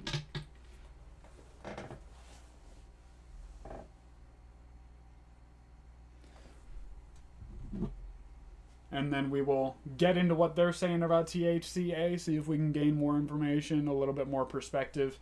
And then I'll probably wrap it up after that. But I've been loving the conversation.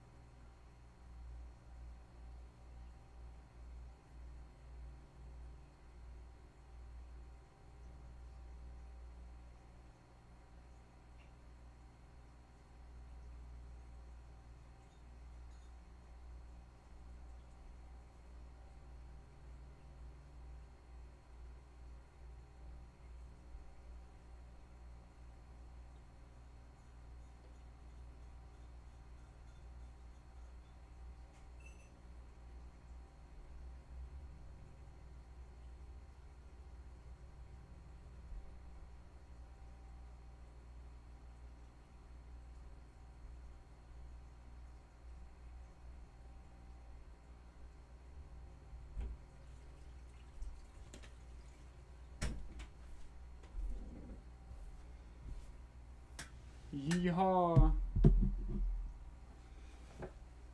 I am back, everybody. Also, if any of you guys want to get your financials straight and get some more financial advice, because I know it's one of the things we don't get a lot of education about, especially in America. I would say go to Dave Ramsey. Look up that name. He is good with money advice. And also I've been watching a show online called Financial Audit under the channel Caleb Hammer. Go check that out. Binge the fuck out of it and learn how you can better your financial future, because it's important. The 20s, best year for compounding in the stock market. 30s, second best, which I'm going to be taking if I am on track, is the second best. And then, 40s, 50s, 60s, obviously, tank pretty hard. Back. Use discount code CLTV. But I'll take the second best decade. Or CLTV AC10 on Amazon. And also Seedsman. If you're looking for some dank genetics, Seedsman's got your back. Use discount code CLTV at checkout to save. Use my referral link in the description of my videos if you want to support the channel and get dank seeds from Seedsman.com.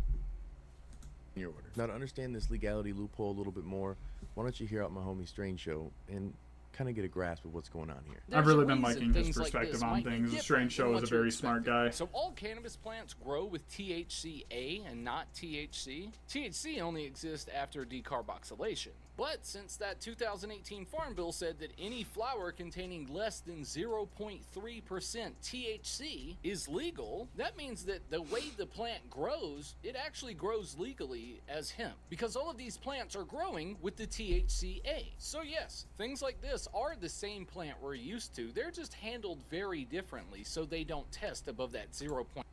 I actually have a question too. Does anyone know if I could technically use the loophole to grow more plants if I say it's THCA flower instead of THC flower? Could I technically legally do that? I'd have to look into the laws and whatever. But is anyone in a state where you can grow more plants if it's THCA and not THC? 0.3%. Because if they can harvest this and have it tested while it's still under that 0.3%, then they can legally sell it as hemp. But they might have to do some things that you're not really a fan of to make sure that this flower doesn't break the law. One trick is to just harvest early. So they might harvest these plants before the THC has had time to fully develop. Or sometimes they'll just try to dry the flower in really cold rooms. Or even worse, they'll just freeze dry the flower when it's fresh. And neither one of these seem freeze dried, but that will happen sometimes. And that's because as weed naturally... Legally grow if you pay $600 for hemp license? Maybe.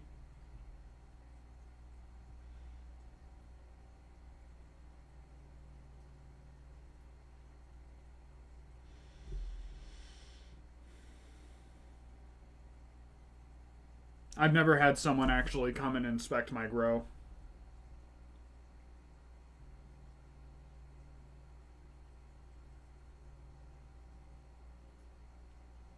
You're technically correct.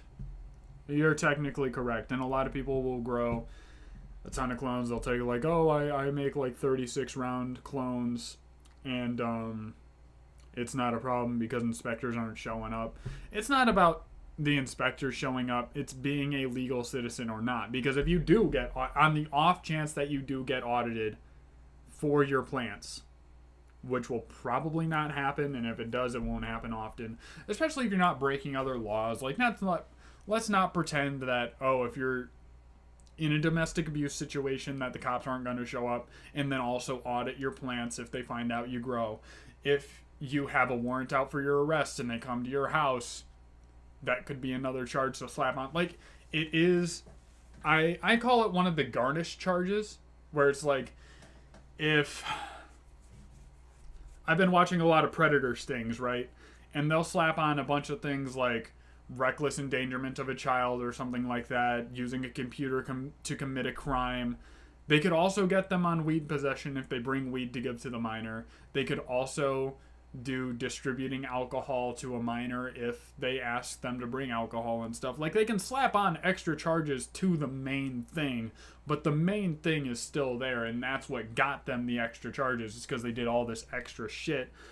And if someone comes to your house because you're committing another crime, which I'm not saying anyone is doing, but if you aren't on the up and up, it's very possible, it's a lot more possible to get audited. But if you're on the clear and you're not doing it, again, I don't recommend or endorse doing illegal activity, but the plain brass tacks of it, the actual status of our legal market says that if you're a home grower, you're likely not going to be under the radar for a weed number audit.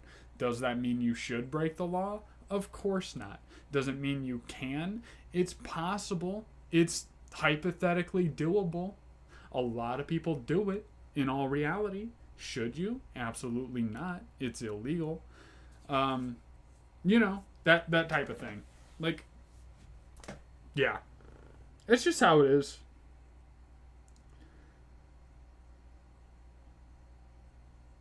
Yeah, and a lot of cops don't care, but I don't want to take the chance of getting that one asshole cop either.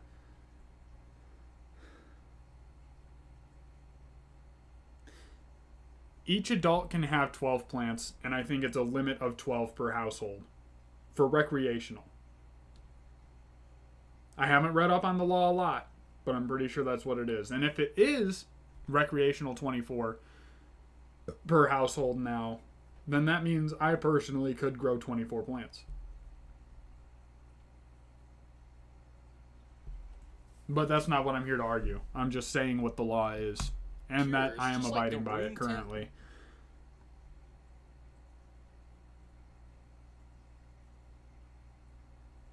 Yeah, it's fucking ridiculous, the medical system we got going on here. From the environment. Like, just let me sell to my buddy. The weed, if you want my personal opinion on it. Into THC. And they want to get this stuff tested before any of that conversion. And don't take anything I say as legal advice, yada, yada, and that's yada. where you might run into the freeze drying, because another trick is a super fast cure, or skipping curing entirely with something like freeze drying. And freeze drying can completely wreck the smell and flavor of your buds. But this could also be going on for that guy who was like THCA flavorless and bland. into THC. So yes, essentially this is the same plant, but oftentimes they're getting lower THC cultivars and they're pulling them a little early. They're rushing them out and they're making sure that they're able to test low enough in the THC realm, specifically staying in THCA, so it can bypass this law. Now this oftentimes will lead to lesser quality compared to what we have in legal states, or if you're a home grower. This kind of stuff is all about passing that 0.3% test, and it's absolutely not about growing the best bud possible. Because even though this we do love the is strange show clever, around and here, it does help people in states where the laws and CLTV, so shout out to those guys. The THCA that is there will convert to regular THC as soon as my you lights put just your turned lighter off. to it. I mean, that's all it takes is a little decarb. Yeah. Sure, there's all of those good points, but there are some major trade-offs. Harvesting early means that some of your cannabinoids and terps never fully develop.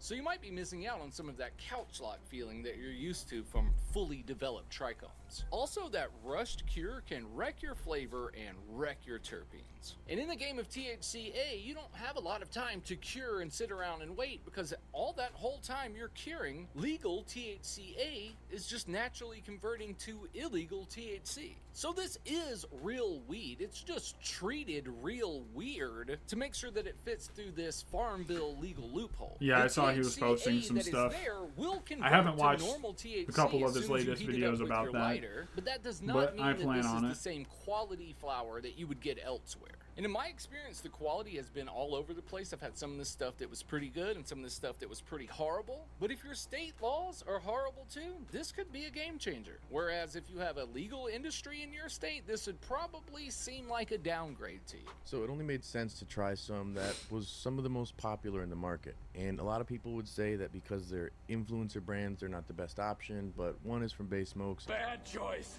And one is a trusted, That's weird.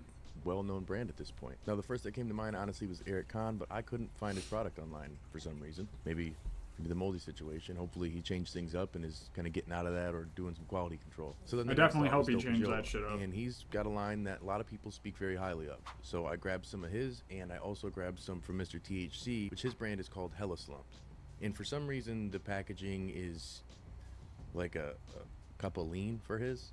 So I'm not super stoked on that, but hey, you know, do your thing, brother. Not gonna hate on you. Both seem like legit brands according to their website. It's probably just the own culture he grew up I in. anticipated, especially given that this is low THC bud and lower quality bud, but it was delivered to the door nonetheless. So I called my fellow weed snob and I decided it's time for us to give this a shot and see what it's really about. We got some home growers, some hardcore consumers who are gonna try THCA for the first time. We got the dopest genetics from Dopajola and Mr. THC, who's not THCA. It's hella slumped.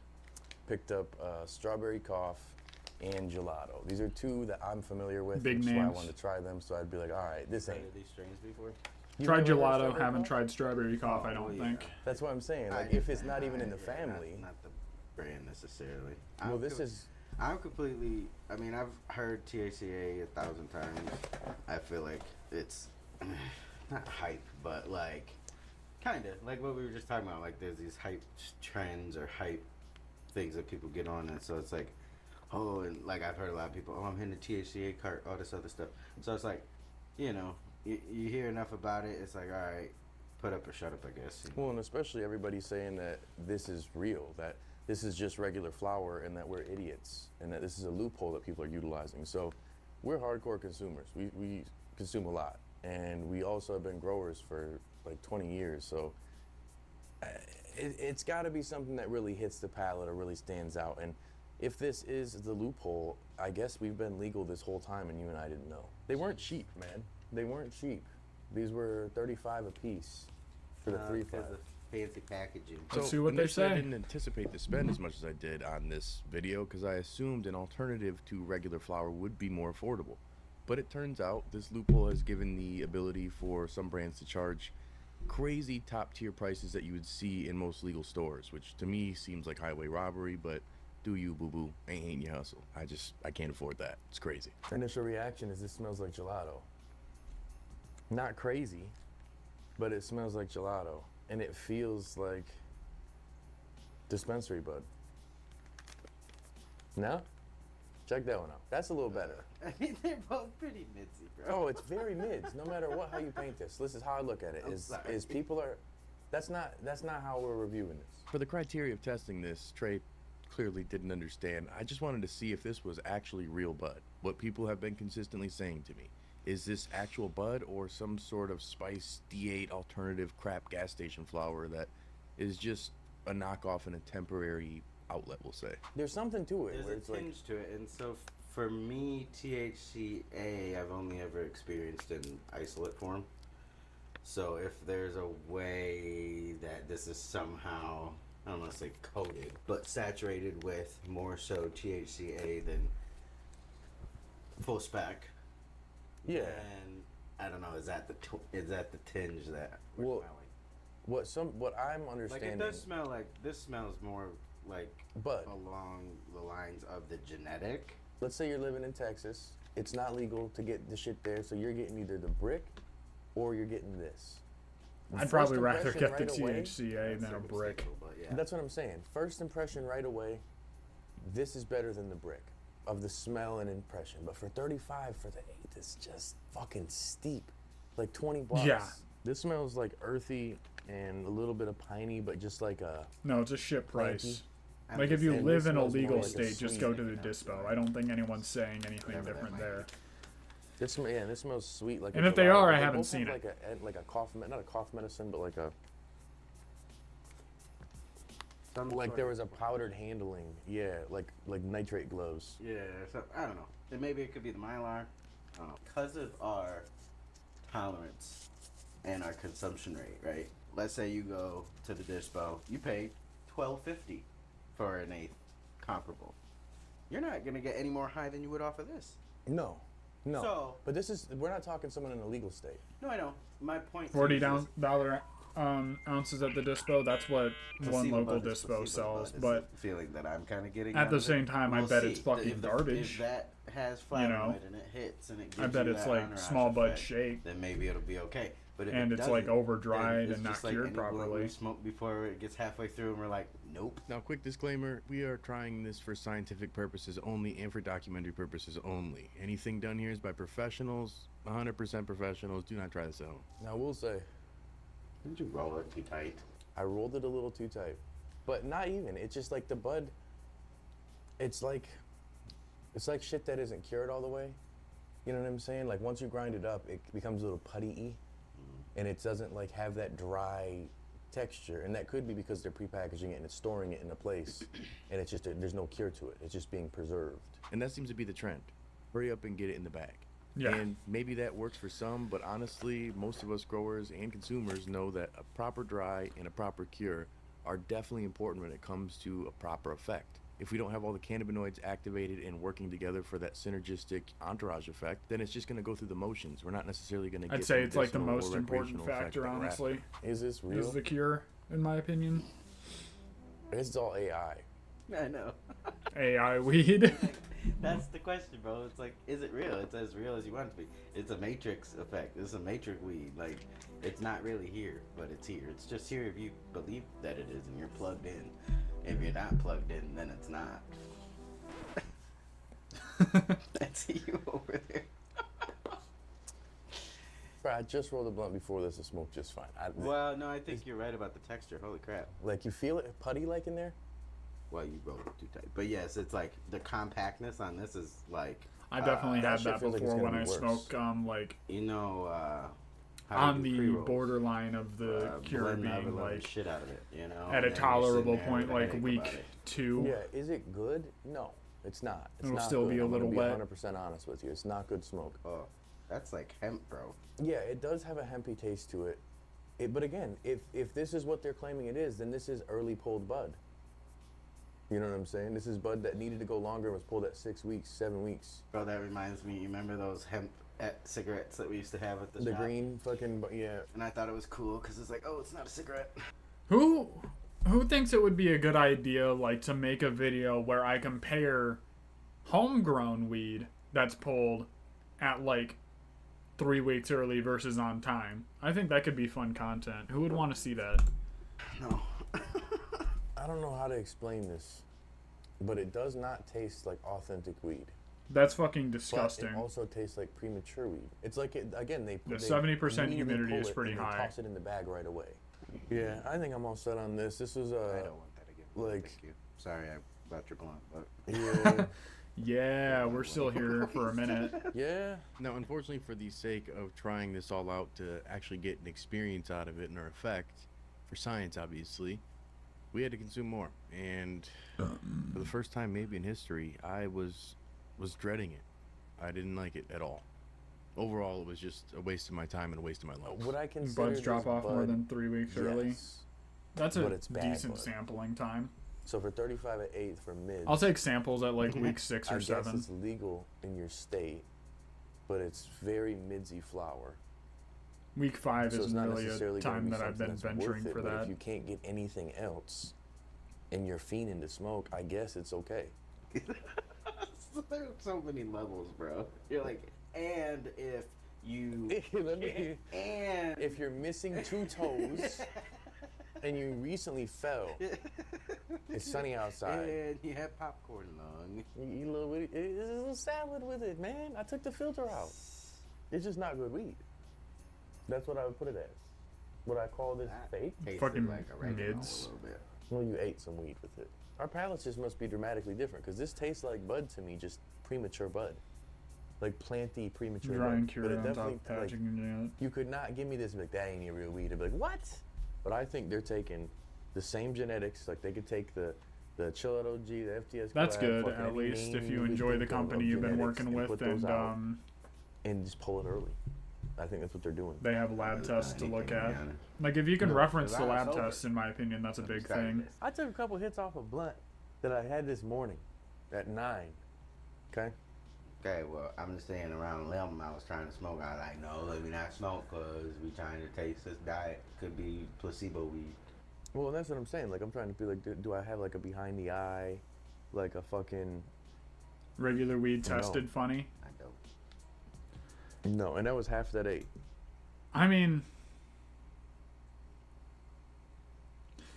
it is regular weed no matter what way you twist it.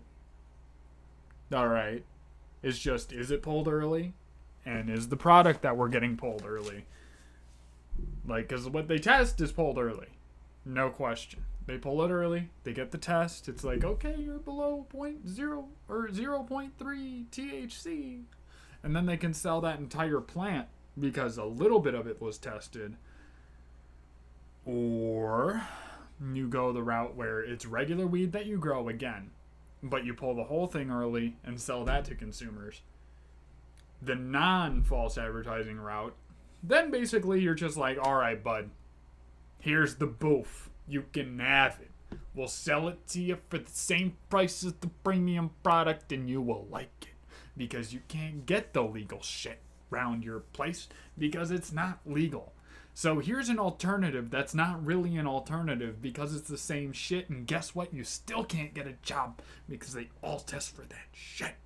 Unless they're super liberal in an illegal state.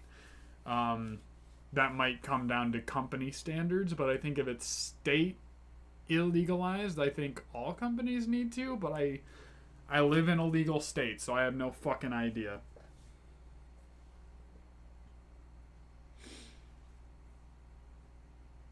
It's possible.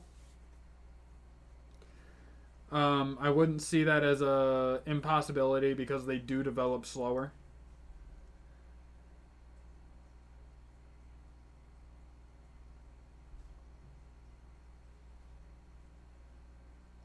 So THCA is the precursor for THC. So that's what grows in the plant.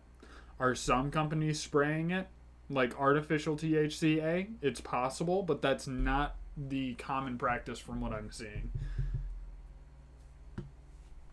Like the majority of them just pull it early.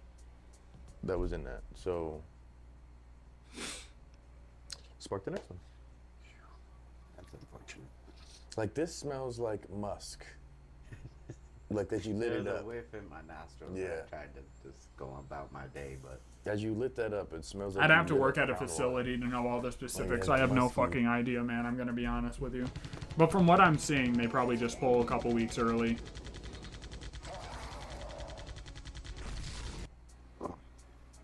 And just say, fuck it, here's your boof. how 10 years later are we still doing this?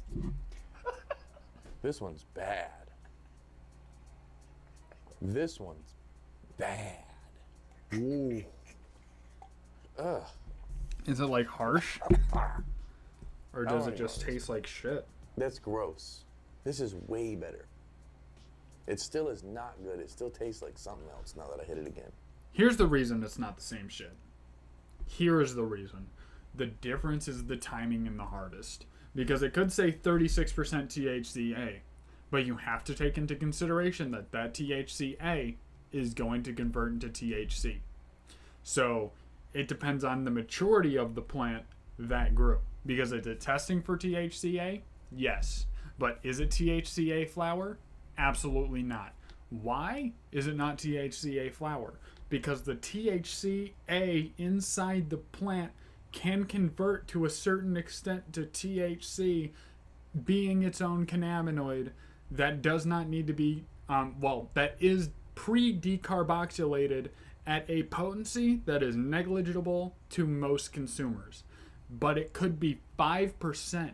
And that 5% pushes it over the legal limit because of the maturity of the plant and also because of the terpenes and the flavonoids that we're missing. Also because of the proper dry and cure that the dispos do. It's probably a lot closer to the right process of a home grower. It's definitely developing those cannabinoids a lot more. But is it converting all the way to a 36% THC flower? Probably fucking not. It's probably going to be translated a lot more close to like, probably 29%. But I could be wrong in that too. But the point is, it's the maturity of the plant.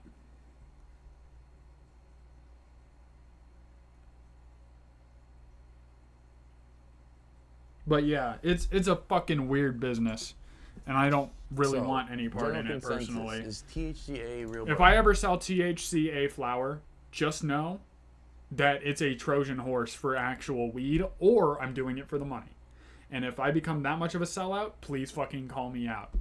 And there's actually a predator hunter named Skeeter Jean, and he is pushing THCA flower. Well, not pushing, but advertising THCA flower. And I have an inkling that he doesn't know what the fuck is going on, really. Because that could result in a lot of awful things for his viewers. They could lose their jobs if they test for it, and that could leave them in financial instability and absolutely ruin the life of somebody, and I would hate to see that happen. And Skeeter Jean, listen, if you're out there and you somehow find my channel, you know what? Someone fucking DM him this little clip. I don't think you're doing a good thing, brother. I'm gonna be honest. I don't think associating with THCA products for the reasons they're trying to advertise is a positive thing for society overall. I think I would rather have you reserve, well, I would rather reserve my passion and my movement towards legalizing THC. Because if you legalize THC, you make it a little bit more acceptable. Jobs are going to start not testing for it. It's going to become legal in all 50 states. Probably by the time it's like 2035 at the latest, if we include Texas. I would rather you wait for that, Mr. Gene. And I would just not. If you care about what I have to say, if you care about the actual ramifications that this could have on any person that you were trying to sell this to. Now, there's definitely like gonna be cases where it's like, oh, I smoke THCA and it goes under the radar and whatever. That can happen, sure, but it can also cause serious damage. Full decriminalization would be, yeah. It's a risky business, for sure.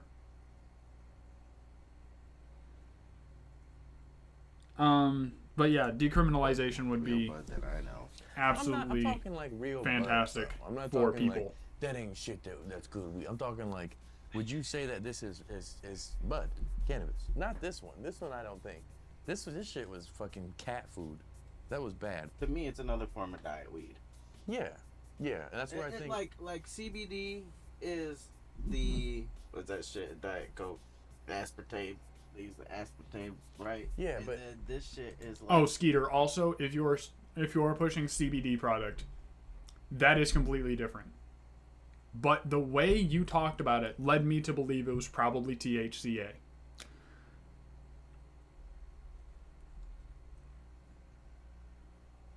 I didn't know that. No, 1976. I did not know that a small amount of decriminalized like in Ohio. stevia or whatever the fuck that shit is. stevia. Yeah, that. Think that's what it is. It's like you're both going for some sort of in between category. That some people will still rock with. That's what they're gonna ask for with their coffee. You know, I get it. I think it's a deviant of weed. I don't think it's weed. Because if it was weed, it would have the same effect that we experienced with weed all these years. I think it's weed, but it's early weed.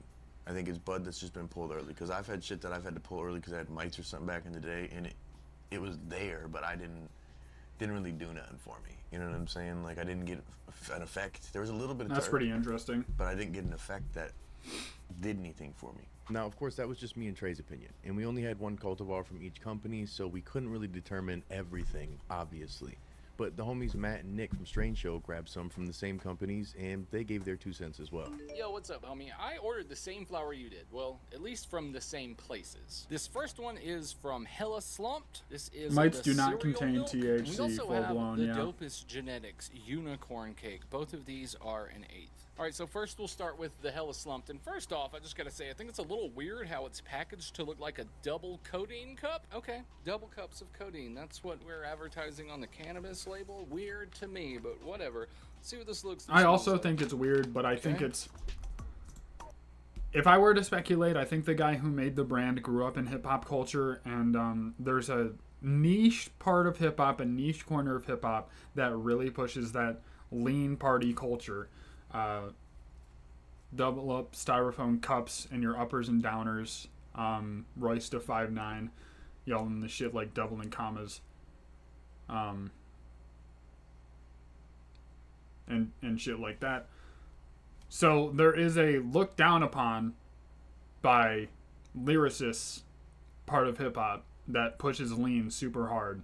And I think he grew up in that culture, and he's kind of a ridiculous character. You do you. Whatever. The people who follow you probably already understand that you're in that.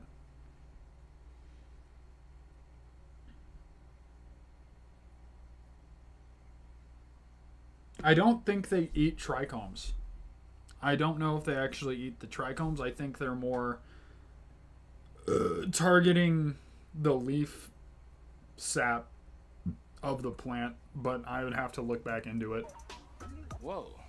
Sort of smells like sour, but like a sourdough bread or like a soured milk almost? Weird. It's not terrible. Sounds Nick, like come shit. and tell me what you think. You know how some terps have that make you think of cat piss, sort of? That's what I'm getting from here. It's like a really sour, almost... I also urine would not type drink smell. mite See what it juice. looks like, though. So you can see down in there we have a boost humidity pack, 62% boost pack. I would have to, I had to actually throw away one of my favorite cultivars ever. One of my favorite plants I ever grew. Like one of my top 3 plants, unironically, that I ever grew because of how many mites were on it. There's I had all to of just the nugs chuck on the it. tray, and here's one up close. Okay. Here's a couple more from this same bag. This is about the average size of the rest of them. Genetically modified yeast that makes THC? It doesn't I've never feel heard of too that. dry. I mean, it had the little humidity pack in there, so it's not too dry. Like, it's breaking down all right in my hand. It doesn't feel very sticky as I break it down, though. And I am looking for mold as I break this down, because we have seen mold in these kind of I've had to chuck plants in the middle of flower before, but that one was painful because I was literally going in there to harvest it. And overnight it just went from, okay, I could harvest this tomorrow, to there's no fucking way. Just overnight. It was so scary.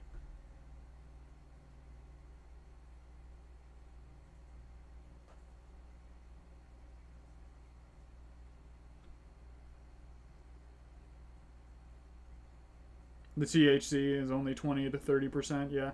You definitely want terpenes and other cannabinoids in there for sure. products before. But I mean, I don't see any mold. I don't see anything that looks obviously wrong with this. All right, let's check out the next one. The Dopest Genetics. So next is the Unicorn Cake from the Dopest shop. Okay. Whoa, whoa. The smell on this one isn't as strong like after it initially hit me, but it sure is sour. Do you smell that, kitty? What is that smell? This one, I thought the other one smelled like sour milk. This one definitely smells like some sour milk. But it's like as soon as I open the bag and I smell it 2 times, then the smell's gone. Where did the smell go? Okay, hold on. Come back to me. You wanna smell it? What do you think? Do you think that was milk, kitty? I'm trying to think of another way to describe this besides like Yeah, sour honestly, milk, terpenes are a I've never big care smelled for flower me that too. smelled like that before. Nick, see what you think about this one.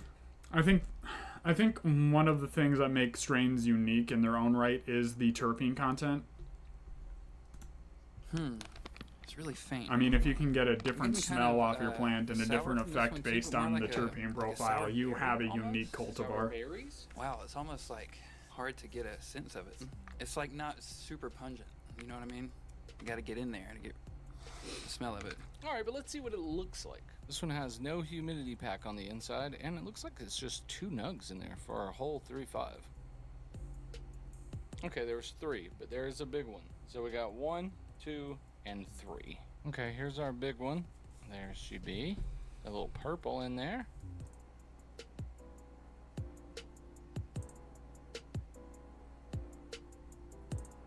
This is definitely not where I saw cannabis legalization going, by the way. Okay, so this one doesn't have the humidity pack in it. You can hear it.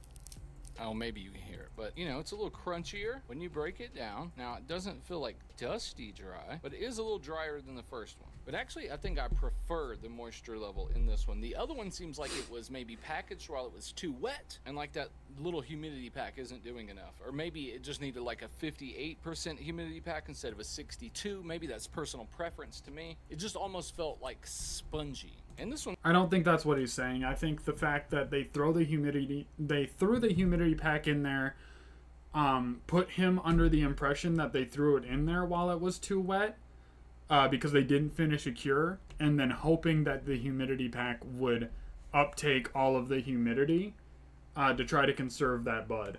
I don't think he's saying that the humidity pack ruined the bud in any sort of way or messed with it in any sort of way. I think he's saying they made a low quality product, they didn't dry it quite enough, and then they tried to throw a humidity pack in there as insurance. So that's the only application I've ever seen those in, and it's a big misconception in the cannabis community. So I think that's the most common issue when it comes to humidity packs. And not throwing a humidity pack in there on the opposite end, just so we can get this out of the way, it shows that the bud,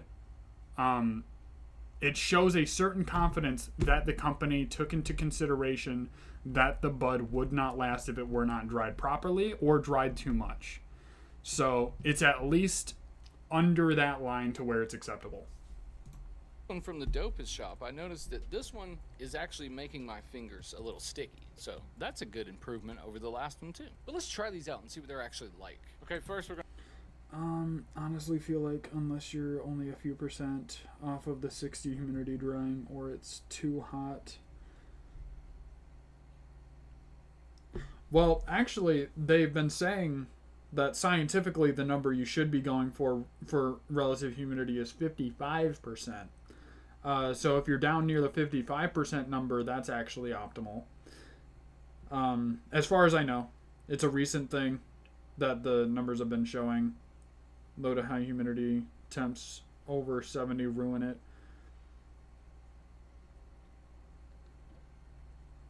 Yeah, it's not that far off, but the significance it can make is a pretty significant impact. And anything over, I think it said 65 degrees or something like that is too much. We're gonna try the Hella Slumped. It's got that same exact flavor that it did in the smell. It sort of is like a soured bread dough. I don't really know if I like that flavor or not, but at least it has some flavor. I mean, at least there's some taste. And maybe I would you go would for like quality this of taste. profile. Maybe it's just not I don't my know. favorite. I do appreciate that I can taste the same, flavors that I was smelling when I smelled the flower, though. Sort of makes me want to sneeze.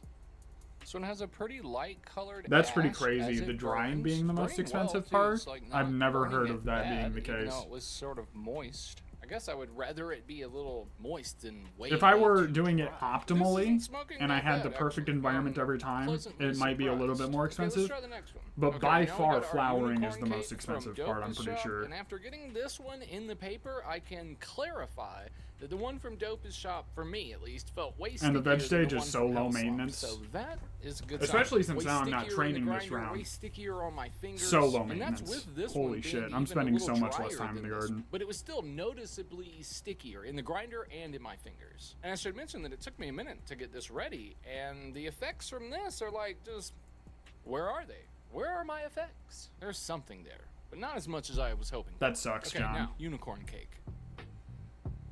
This one's not burning as good right off the bat.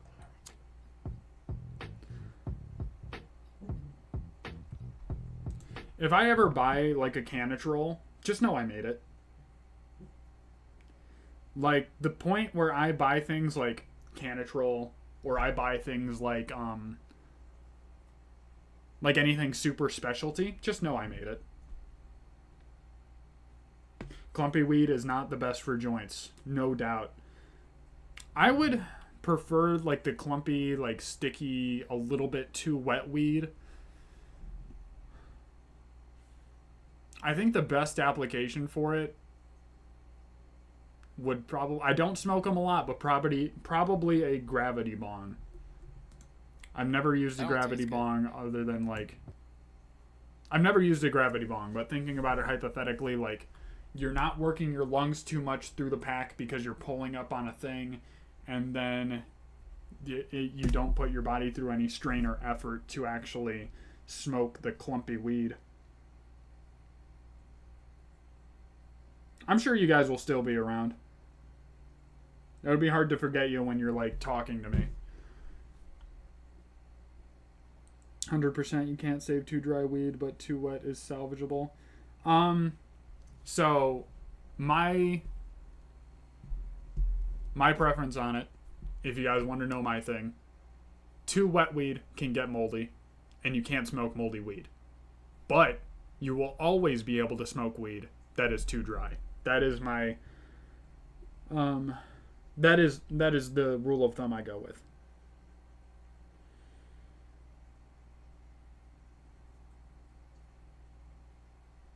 I also like a little bit more moisture in my buds. This one makes me. I do like the 60%. Ooh, hell, Satan! This doesn't have like the same flavor as the smell was at all. It's sort of like the stale. What is that? Much like this one didn't have a whole lot of smell, it doesn't have a whole lot of flavor. Something about it isn't very smooth though. It made me sneeze. It's like making my throat a little scratchy. This one isn't burning that good. This one isn't smoking all that good. I don't really want to finish it. Nick, you want any more of this? He doesn't either. The ash on this one isn't that dark either. Pretty light.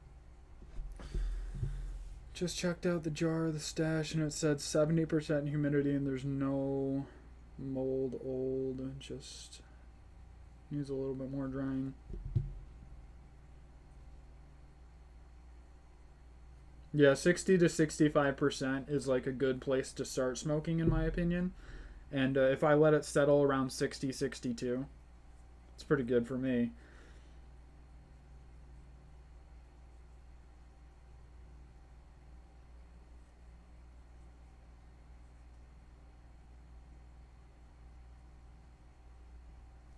%50 and below. My chill out OG is sitting somewhere in the 30s, and that's extremely low. But I'm not experiencing any like negative, like I'm not experiencing anything super negative from it. Like it's not unbearable. I'm having a good time with it. Internal humidity? Like, are you talking about inside the bud or inside the jar? Because I just use a normal hygrometer. Hygrometer? I don't do anything super fancy. Colored ash on this one as well. So that one was stickier, but I didn't even want to smoke the whole thing. So for me, I'm not going to be getting either one of these again. Now, my thoughts are, if you're in a legal state and you grow your own or you can go to a dispo, then this is completely obsolete. Maybe you consider this I have the placebo same bud opinion. or like daytime smoke or almost like an NA, you know, like me and Trey were saying. I use but the if you're in same a place thing. where it's not allowed and it's hard for Tim you Yak. to get anything legal, well, this is an amazing option. And I do feel that there's brands out there that are doing it better and better in getting a product that some would consider premium. Now, what we had, I can't say was premium, but wasn't awful. Wasn't completely awful. Well, the hella slump we had was really bad, but it wasn't completely awful. I'm a picky consumer. Nice, man. But for somebody who isn't as picky, this may not. I be just too use bad. jars, If you've had any and I experience use with THCA, hygrometers. Let me know below in the comment section. Huge shout out to Matt and Nick for coming on the show. Make I'd sure you love check to out buy their some channel grove for bags more or something. amazing content and more educational information that'll help you be able to navigate this whole industry. I might be able to afford it in October when I harvest my other buds. When I harvest those, I can cure them, and then I can throw them in a grove bag.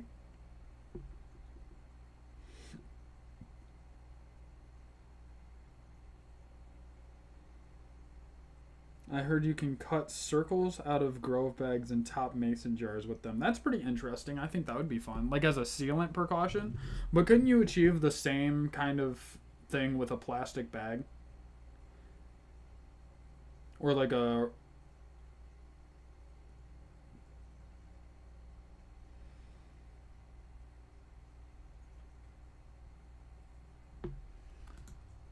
In the home grow side of things, so much better. I didn't Like you said, realize my they name were is that Rob, cheap. Seal I haven't TV. looked into them in a Stay long tuned. time. Thanks for watching. But yeah, what are your thoughts on THCA? Have you smoked it? What's the difference? Any helpful things you can say to people in illegal states that can only get THCA? What are your warnings and precautions? I kind of laid out my opinions. What do you guys think?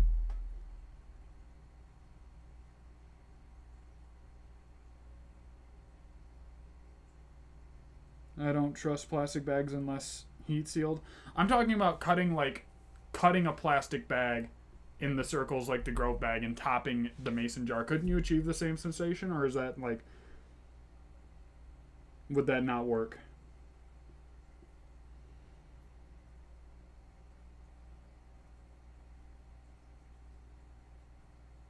Yeah, I would also suggest move to Michigan. They have some of my favorite weed laws, and also the state is cool other than like the roads.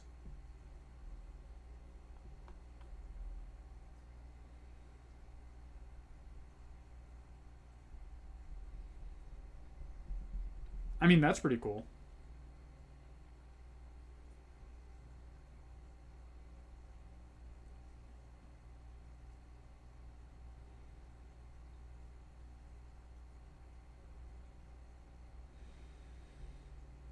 That's definitely cool. Grove bags, I'll definitely have to look into more. See if I can get a hold of a couple. I'd like a variety of sizes. So if I'm going on like a camping trip or something, I could take like a fucking 1 ounce Grove bag, and if I'm like going over to a buddy's house for a weekend, take like a fucking half ounce or a half pound or something, and just have a good time with it.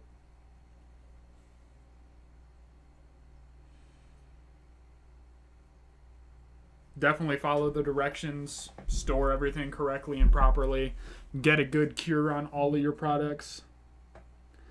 Grow them to the finish line so that you can actually have some dank ass shit.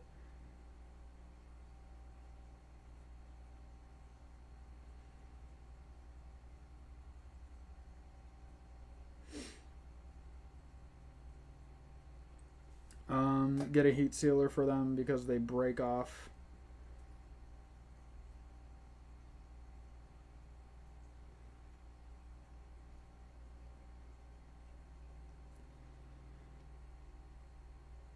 Yeah, I like mason jars personally, but I've also never like grown so much that the jars were like a super problem. And I had pretty big jars, like I had giant fucking jars with lemon kush in them, and that probably was about a pound and a half for the 3 plants that I grew. And that worked out pretty well, but also the jars were probably more expensive than a Grove bag of the same capacity.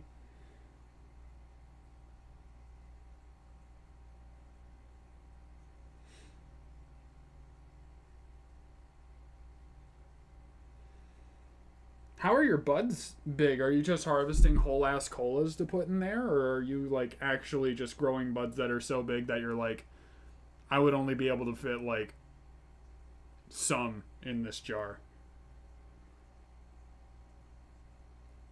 And like, how big are your jars, I guess? Because like I've seen a lot of growers who just harvest a cola that's like yay big and like this big around. They're like, yep, that's a bud. And I'm like, dude, no, that's not a bud at all. That breaks down so far.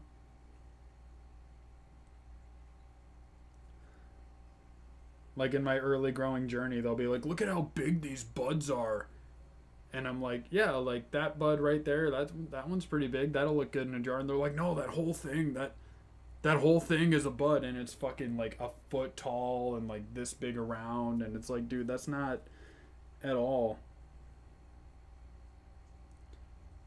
It does start, and a lot of them will have that kind of density, and that's what a lot of people are looking for, to be fair, but that is like no density and not like a bud, because inside that, if you want to call it a bud, inside that bud, a lot of the weight is coming from the stem.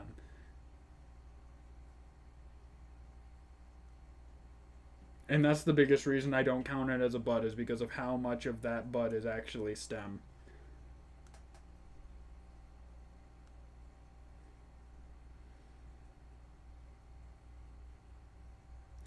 What do you mean by ripping off the giant fan leaves way too early? Because it's hard to, especially considering how a lot of genetics grow.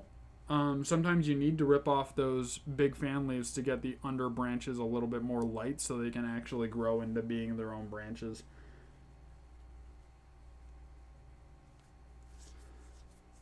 And it doesn't cause a lot of damage to the plant either. Like, if it's working, you might as well do it. If you feel like there's some benefit you're missing out on, I guess change your strategy, but that doesn't seem like the most important thing.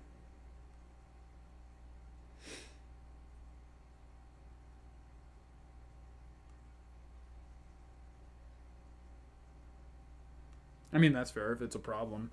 I pull a lot of leaves before they're actually to the point of dying, and that's mostly because I need to keep air circulation proper in my garden and stuff like that. And if I don't see that there's an airflow problem, and I don't see that there's an environment that bugs could fester in or mold spores, I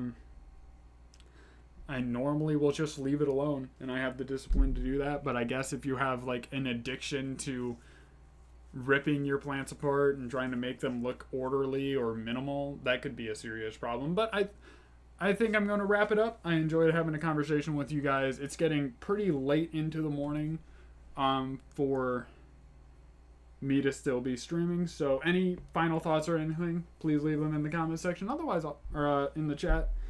Otherwise, I will see you guys next week. Lollipopping is all you pull. Normally, I can get away with that. Thanks for spending time with me, man. I appreciate you guys.